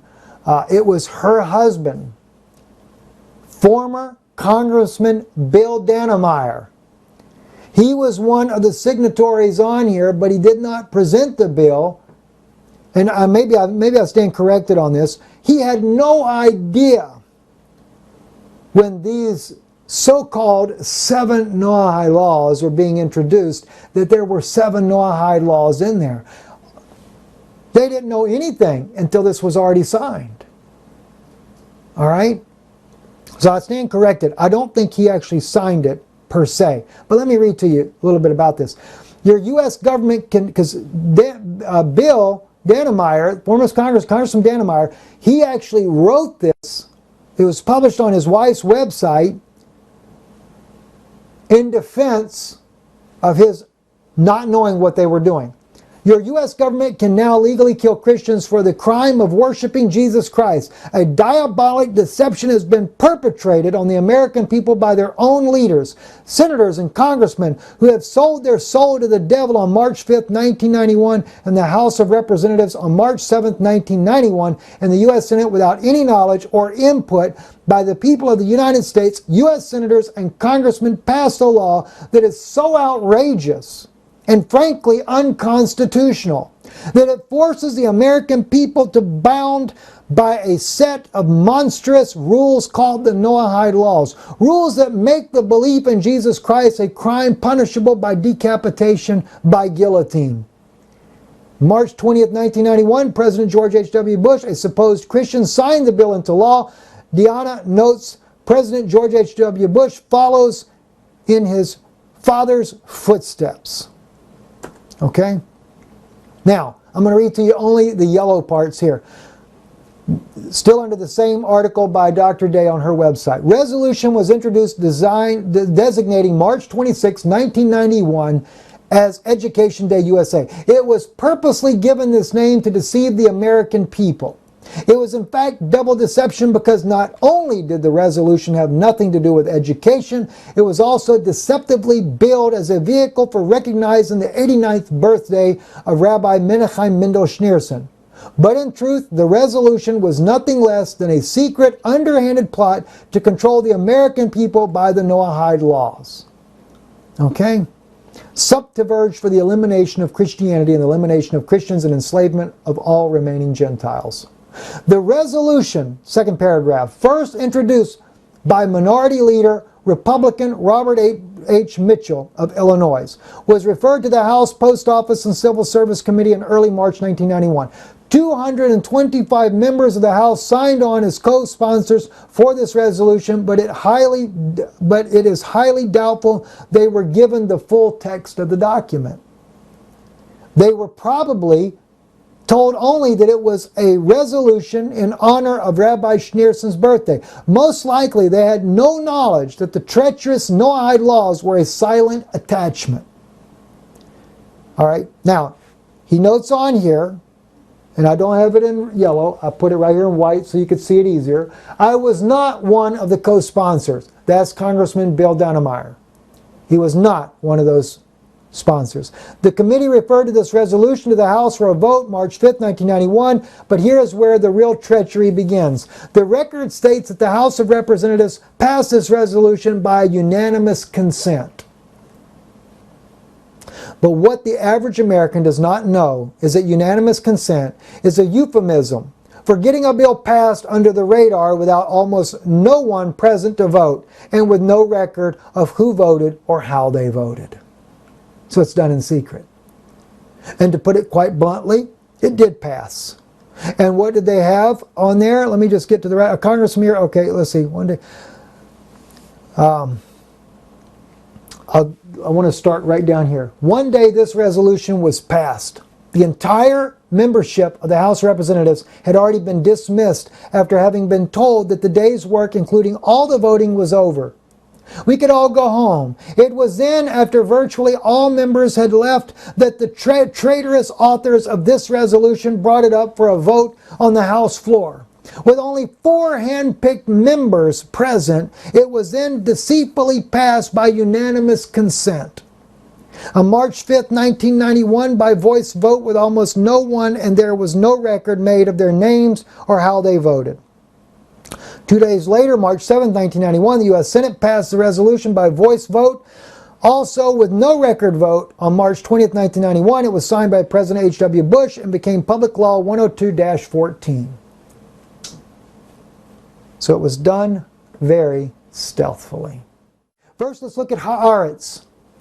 This is an opinion piece called The Messianic Zionist Religion Whose Believers Worship Judaism But Can't Practice It. And that's a very interesting title of an article on Haaretz, because they're talking about evangelicals and even some of the Hebrew Roots movement that are not Jews, they are Gentiles, but they love Israel. They want to explore the roots of Judaism, but forgetting about the prophets and what the prophets wrote or what Moses wrote, but instead they're wanting to go under Talmudic law, and they have no idea that this is what they're doing. But anyway, the article is interesting. The Noahide Project, which has Israeli governmental and rabbinical support. This is Haaretz, an Israeli newspaper, says here, the Noahide Project, which has Israeli governmental and rabbinical support, is trying to proselytize members of remote communities just as long as they don't call themselves Jews, right? Wow. Proselyting them. Bringing them in under this covenant of Noahide covenant. Let's read some of the segments of this article. But who are these Noahides? They are members of a new religion subordinate to Judaism, founded by rabbis from Israel, mainly from Chabad and religious Zionist movement. So it's not just Steve. It's not what my wife has said in previous videos in our Steve and Yana chats, which we'll continue on with our chats. We're just dealing with some other issues, as I said before. This is Haaretz. And they're saying there that it is mainly from Chabad and other religious Zionists. And again, maybe not all of them believe the radical side, the Rambam writes, but many of them do. Rabbi Tovia Singer has said publicly, Christians that believe that Jesus is divine and worship Him and pray to Him, they are idolaters. Tovia Singer is a Talmudist. I don't think that Tovia necessarily believes or condones putting people to death. I don't think that he thinks that way. But the thing is, if you really believe Rambam, or do you believe what he said, or do you don't believe what he says? I don't know. I don't know the issue. I can't say who's who in this. But the issue is they put it in our constitutional laws. All right? According to the World Center, there are dozens of Noahide communities across the world with more than 20,000 believers. They're already forsaking Yeshua as the Messiah.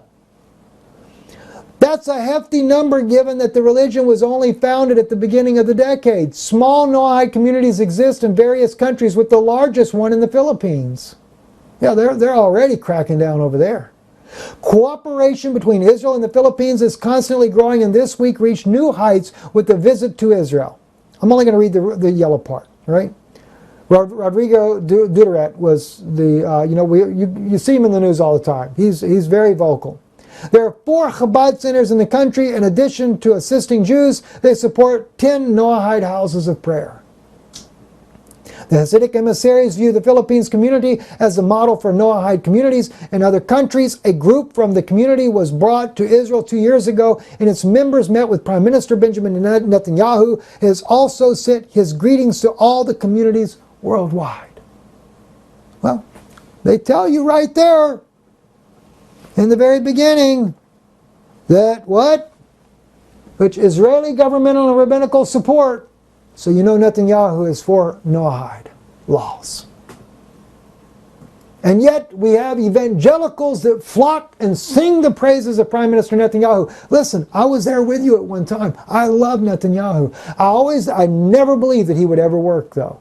I've said it publicly from the very beginning. As much as I loved the man at one time and I appreciated him at one time, not knowing, and I say that because I was blind to his real purpose. But at one time I was blinded as well in believing that he was for the good of the country. I had no idea that it was only to do the wars to be able to bring about prophecy the way they see it. Netanyahu, like I said, they say that he's supposed to be, Netanyahu, some great guy, but yet he allows the gay parades in Jerusalem. He's the one that signed off on it. He's the one that signed off on the new abortion law in Israel that allows up to third trimester. In other words, the woman could abort the baby all the way up to 9 months. And this is supposed to be the beliefs of Christianity? It sounds more like the beliefs of what Herod did to those that were little bitty children and that they were murdered. And now they even got laws they're wanting to pass that you can take the life of the child after it's born if the mother doesn't want it. What's going on here? Because one of the things that really began to wake me up were things, and I just put a couple of things in here for just as a reminder to you. What brought me down the road? And what brought us down the road as a family to realize something was wrong? For me, one of the first things that woke me up was the crimes being done against the Syrians, the Christians in Syria, with this financing of the war, blaming Assad for gassing his people when he never gassed his own people. But then what happened next was my wife began to show me, and I have the book sitting here in my office on my bookshelf right here, where Jewish people were writing about the crimes that were being committed by militant Zionists. They want to call Christians militant Christians because they don't want Noahide laws. What about the militant Zionists that were against our own people? Okay? This right here, Zionists sacrificed Jews to the Holocaust, November 1st, 2013. I forget which book this is out of. The World Holocaust is a biblical term for burnt sacrifice. Why refer to genocide as a sacrifice? Because the Illuminati bankers deliberately sacrificed European Jews to create the State of Israel, the capital of the Rothschilds' occult New World Order. In this book, Perfidy, okay, that's where it's from. It's from the book Perfidy. 1961, author Ben Haidt describes, in which he's a Jew. Ben Haidt was Jewish. He comes from Jewish parents, and his parents were survivors of the Holocaust. They didn't want him to write the book until they read his manuscript before he published it. After they read it, they said, "You must publish it," with tears in their eyes. Ben Haidt describes how the Nazis lacked the manpower to round up Jews and relied upon Zionists to do it. The Zionists betrayed their fellow Jews, yet reaped the moral and political capital from the Holocaust. The more Jews died, the stronger the moral case for Israel. The crucial information is not new, but they're trying to dump it down the memory hole. We need to be reminded. Okay? A good friend of mine in Israel wrote me when I began to expose. I was using one particular book. I don't know if I've got it right handy where I can reach out. And by the way, here's Ben Haidt's book right here, just so you can see it. Perfidy. Many books written by Jewish authors. But there's another one, Holocaust Survivors Accused. That was the other book I was thinking about, where the rabbis talk about how the Hungarian Jews, 1 million Hungarian Jews, could have been saved. But the Zionist leaders in Switzerland refused to give the $3 apiece for those Jews that they could have saved. Instead, they spent $1,000 apiece only for the elite Zionists to be brought out. Well, thank God they at least saved those. But they spent $1.7 million, which a little bit more money put with that could have got the entire lot of 800,000 Jews that would have been spared from the Holocaust. But if you read these books, you'll find out why. There was a reason behind it. They needed the Holocaust to justify the creation of the State of Israel. No, we didn't need the Holocaust for that. The Ottoman Empire was already allowing Jewish families to purchase land since the mid-1800s. I think what it was is they didn't want the Sephardic Jews to create the state by diplomatic means. And I think that's where the real issue comes to. I'm kind of winding down here. I'm about out of voice anyway. I want to play for you though, just so you can see the crimes that are done against others, but are done by our own people. This here is from Eran Efrati, an interview I just found recently here on YouTube. He's a former IDF soldier. His father is the, I don't know if he still is the chief of police of Jerusalem or not, but his father is chief of police of Jerusalem. Iran has to live in hiding because of his outspoken views of what really goes on. Listen to what he says here. I realized that my job is actually to maintain an apartheid system. Very early on, I understood that the rights that the Jewish settlers have are not the rights that the Palestinians have. I understood that I cannot touch a Jewish settler if he is attacking a Palestinian. The best I can do is call a local police department to come handle it, like I would do at home in Jerusalem. So these Jewish settlers that live in Hebron are living under the same rights that I live in Jerusalem, but a Palestinian next to them, next house over, next building over, sometimes next apartment over, lives under my rule, my military rule.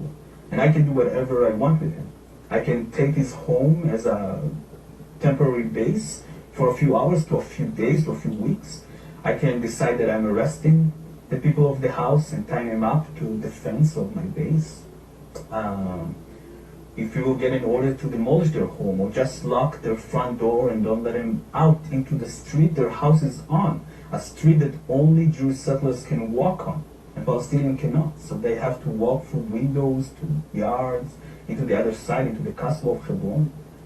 I think realizing all of that in a very, very early stage in my service helped me understood that someone was lying to me along the way. I didn't feel like I'm protecting anyone. I didn't feel like I'm helping anyone feeling more safe. I feel like I'm terrorizing people. I feel like for the first time in my life, the boundaries between good and bad that I learned as a kid, and obviously I learned that I'm on the good side, I was broken. I felt like I am the terrorist. And my job was literally to scare people so they cannot think about acting against the Israeli settlers or the Israeli military. That was actually our defined mission, to make sure that to instill fear in the hearts of Palestinians in Hebron. And that's exactly what we did. Imagine that. And Eran Efrati is one of many soldiers that have come out and testified to these things. When I lived in Jerusalem back in 2004, I had a roommate that lived with me in a house. We had a private house there up in Givat Hamivitar, which is in northern Jerusalem, close to Hebrew University. And he as well told me, shared with me of the atrocities that soldiers would do, target practice on Palestinians. And he confessed to me that he'd killed many Palestinians as an Israeli soldier. Now, I don't think that all Israeli soldiers participate in these type things. But the thing is, what you hear from Eran Efrati is nothing unusual. Yours is a voice of criticism we don't often hear in the United States. Often when there is dissent expressed in the United States against policies of the Israeli government, people here are called anti-Semitic. What is your response to that as an Israeli Jew? Well, it's a trick. We always use it. When from Europe somebody is criticizing Israel, then we bring up the Holocaust. When in this country people are criticizing Israel, then they are anti-Semitic. And the organization is strong and has a lot of money, and the ties between Israel and the American Jewish establishment are very strong, and they are strong in this country. As you know, they have power, which it's okay. They are talented people, and they have power, money, and media, and other things. And their attitude is Israel, my country, right or wrong, the identification. And they are not ready to hear criticism. And it's very easy to blame people who criticize certain acts of the Israeli government as anti-Semitics, and to bring up the Holocaust and the suffering of the Jewish people. And that justify everything we do to the Palestinians. Since Judaism is very much a religion of its literature, we need to go where its most sacred teachings are preserved. We need to go to a synagogue, in particular, the library of a synagogue.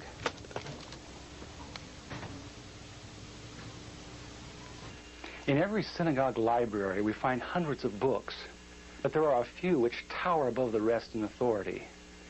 These include the Encyclopedia Judaica, the Universal Jewish Encyclopedia, the Jewish Encyclopedia. In the oldest of these, the Jewish Encyclopedia, we encounter fascinating new perspectives on the inner teachings of Judaism, perspectives which are well known to most religious Jews, but unknown to Christians.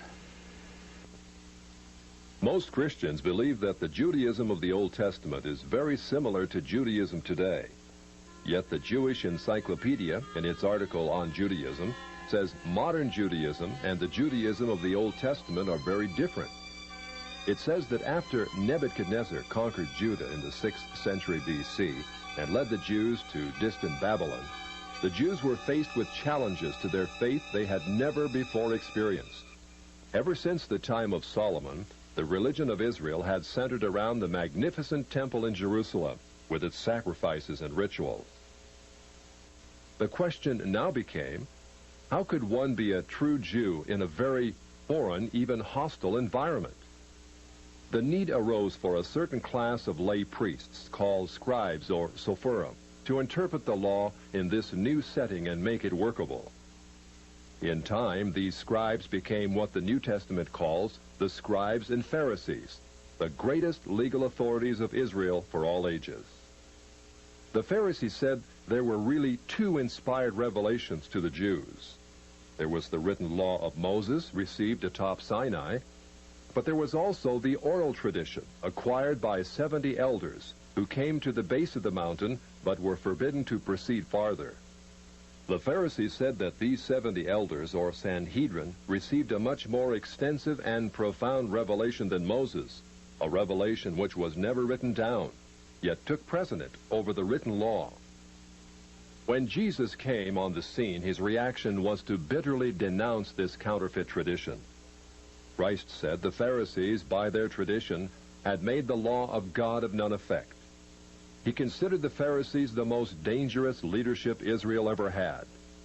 In 70 AD, Jerusalem was destroyed by the Romans. Although Jewish sects such as the Sadducees now disappeared, the Pharisees emerged with even greater power over the Jewish people. The Jewish Encyclopedia describes the new role of the Pharisees. With the destruction of the temple, the Sadducees disappeared altogether, leaving the regulation of all Jewish affairs in the hands of the Pharisees. Henceforth, Jewish life was regulated by the Pharisees. The whole history of Judaism was reconstructed from the Pharisaic point of view. Pharisaism shaped the character of Judaism and the life and thought of the Jew for all of the future. In 135 AD, all Jews were expelled from Palestine. The Pharisees led most Palestinian Jews in a mass migration back to Babylon. The majority of Jews were already in Babylon and had been since the time of Nebuchadnezzar 600 years earlier. Yet around 140 AD, Babylon became the acknowledged land of refuge for world Jewry. For another 1,000 years, Judaism flourished in Babylon under the leadership of the Pharisees. Great academies of the rabbis were established and thousands of new laws formulated. There, those same Pharisees who killed Jesus Christ remained the undisputed rulers of Judaism. In Babylon, the Pharisees codified their oral traditions into the Babylonian Talmud, the written form of that oral tradition which Jesus so bitterly rebuked.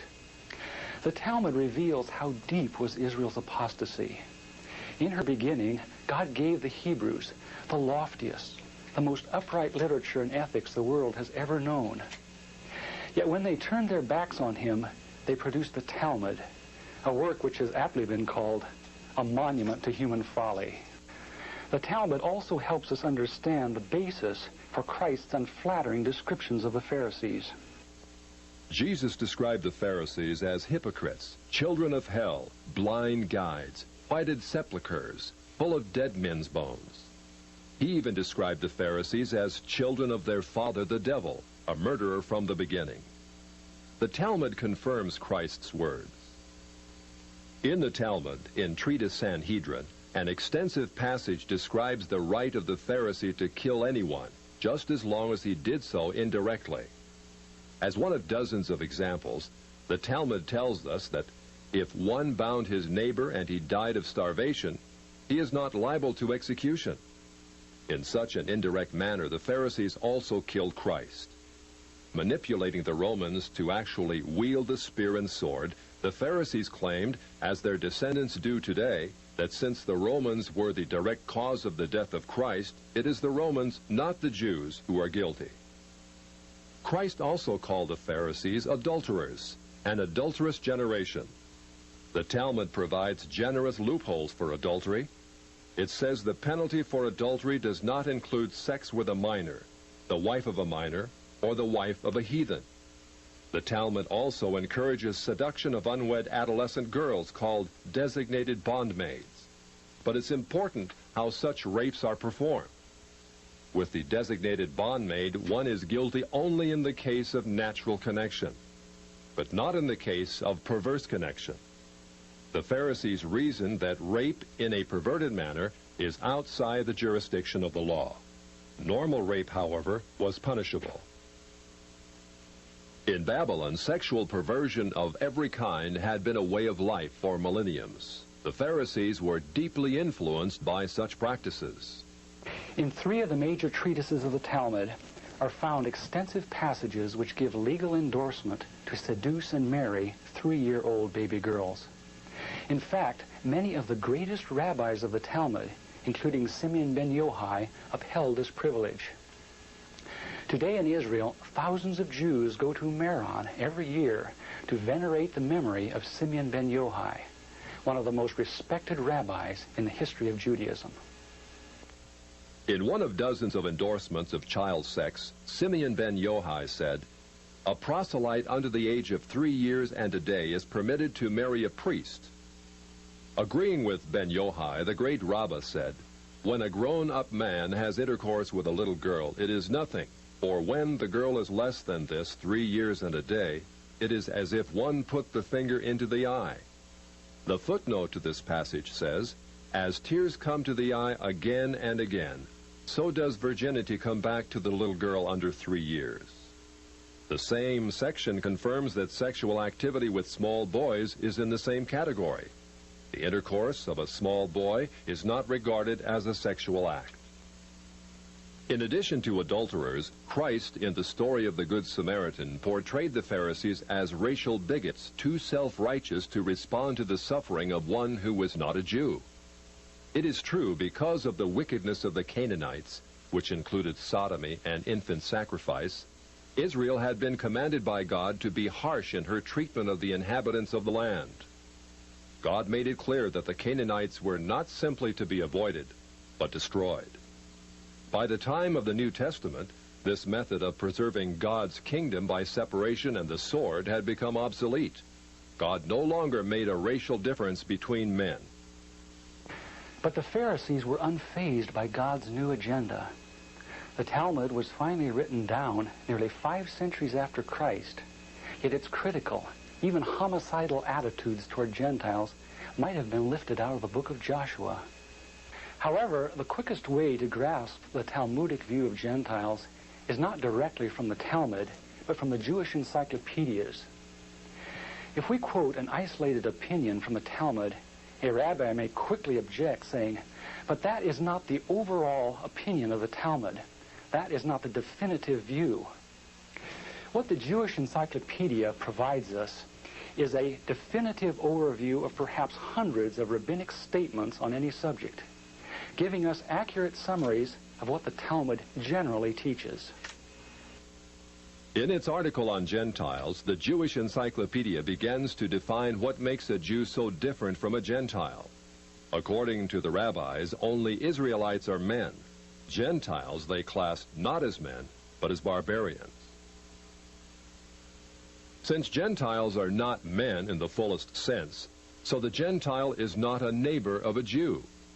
Further, since Gentile laws were too crude to admit of reciprocity, meaning too crude to be taken seriously, the Gentile was forever beneath the Jew. Gentiles were outlawed by God from the beginning, and thus had no property rights. The Almighty offered the Torah to the Gentile nations also, but since they refused to accept it, he withdrew his shining legal protection from them and transferred their property rights to Israel, who observed his law. Since the Talmud outlawed the child, or issue of a Gentile, as that of a beast, a Gentile had as little legal rights in a Jewish court as did an animal.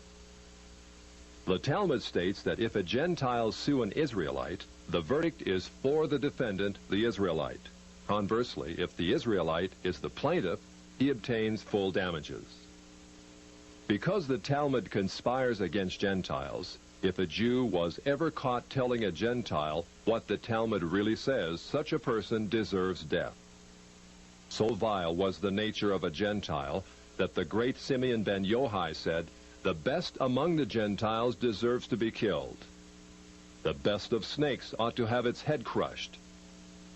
Jews, however, are exalted beings in the Talmud, worthy of praise. Christ described the Pharisee who blessed himself, saying, "I thank thee, Lord, that I am not as other men." An eminent Talmudic rabbi says the same. "Blessed be thou, who hast not made me a Goy, or Gentile." There is a special antagonism between the Talmud and Jesus. The Talmud attacks him everywhere it can, even his mother. Mary, the Talmud says, was a whore who mated with carpenters. She who was the descendant of princes and governors played the harlot with carpenters. It naturally followed that the scribes declared Christ to be a bastard.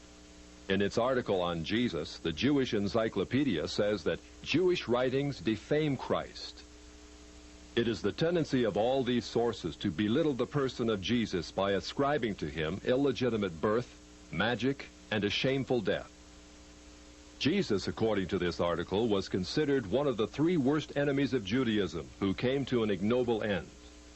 The Talmud says they subjected him to 4 deaths: stoning, burning, decapitation, and strangling. The Talmud also says he is now in hell, punished with boiling hot excrement. What is Christ's advice as he speaks to us out of hell? The Jewish Encyclopedia quotes Jesus as telling us above all to bless the Jews. He says, "Further their well-being. Do nothing to their detriment. Whoever touches them touches even the apple of his eye." Christians, as followers of the false prophet Jesus, also deserve death. The Jewish Encyclopedia again recaps the Talmud's position. A Gentile observing the Sabbath deserves death. It says the Talmud's hatred was probably directed against the Christian Jews.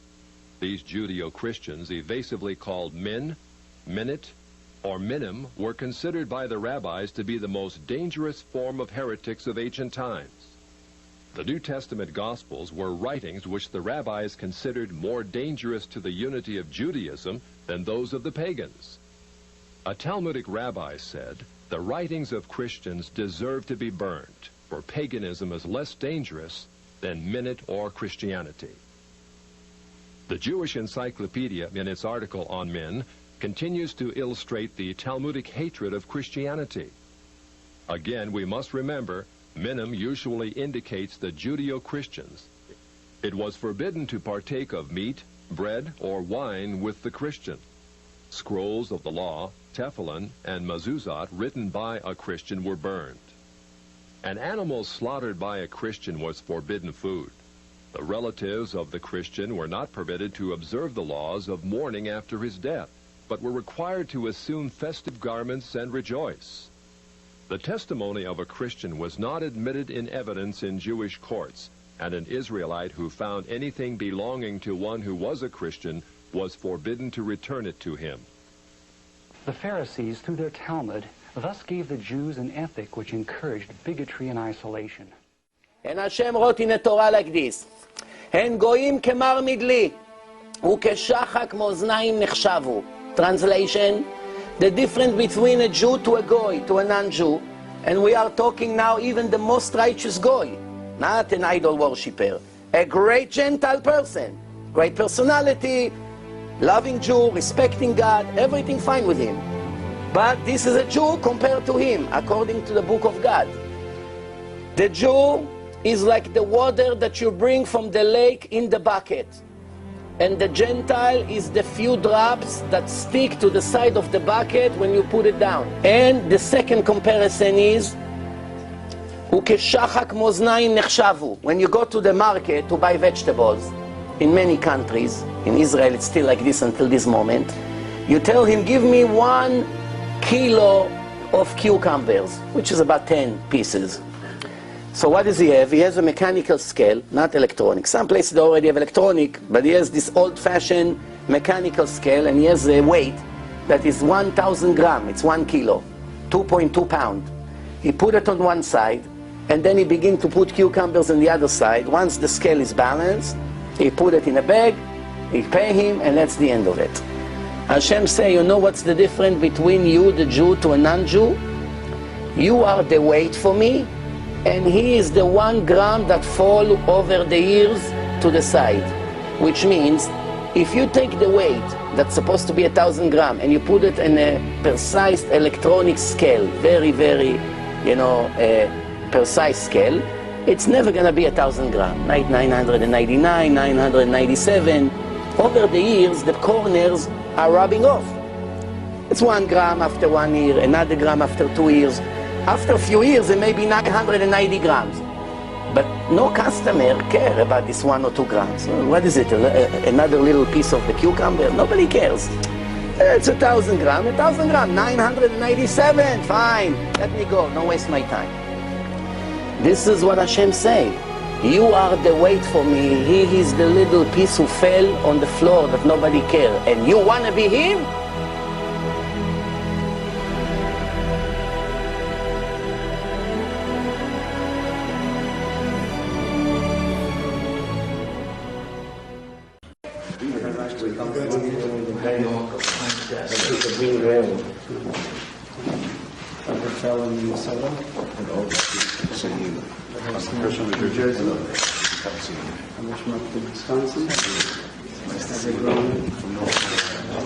Nice to see you.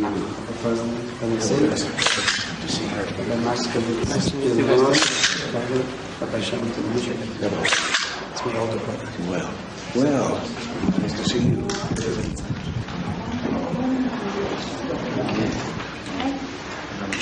No, wait, man, close.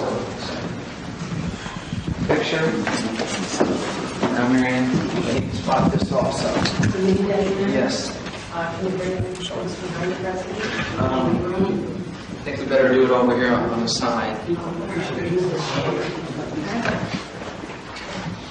And then maybe I can have this gentleman step in, right in there.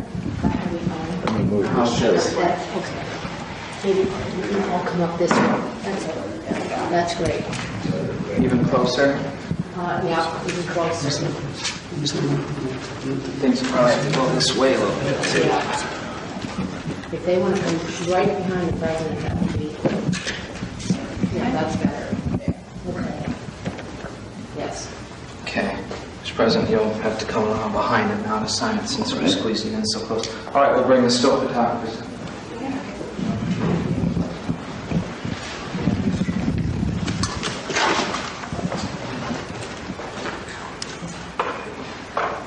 Well, the ethical teachings of the Lubavitcher Rebbe have as much relevance today as they ever have. The values upon which the movement is based, wisdom and reverence, are not just desirable, they're necessary for the very survival of civilization.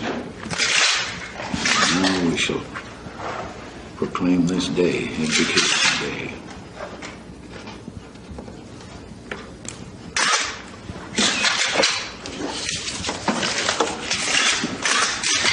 Son, and I think,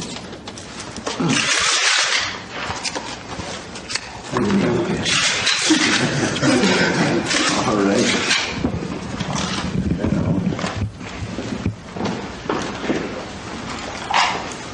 Just use this pen here.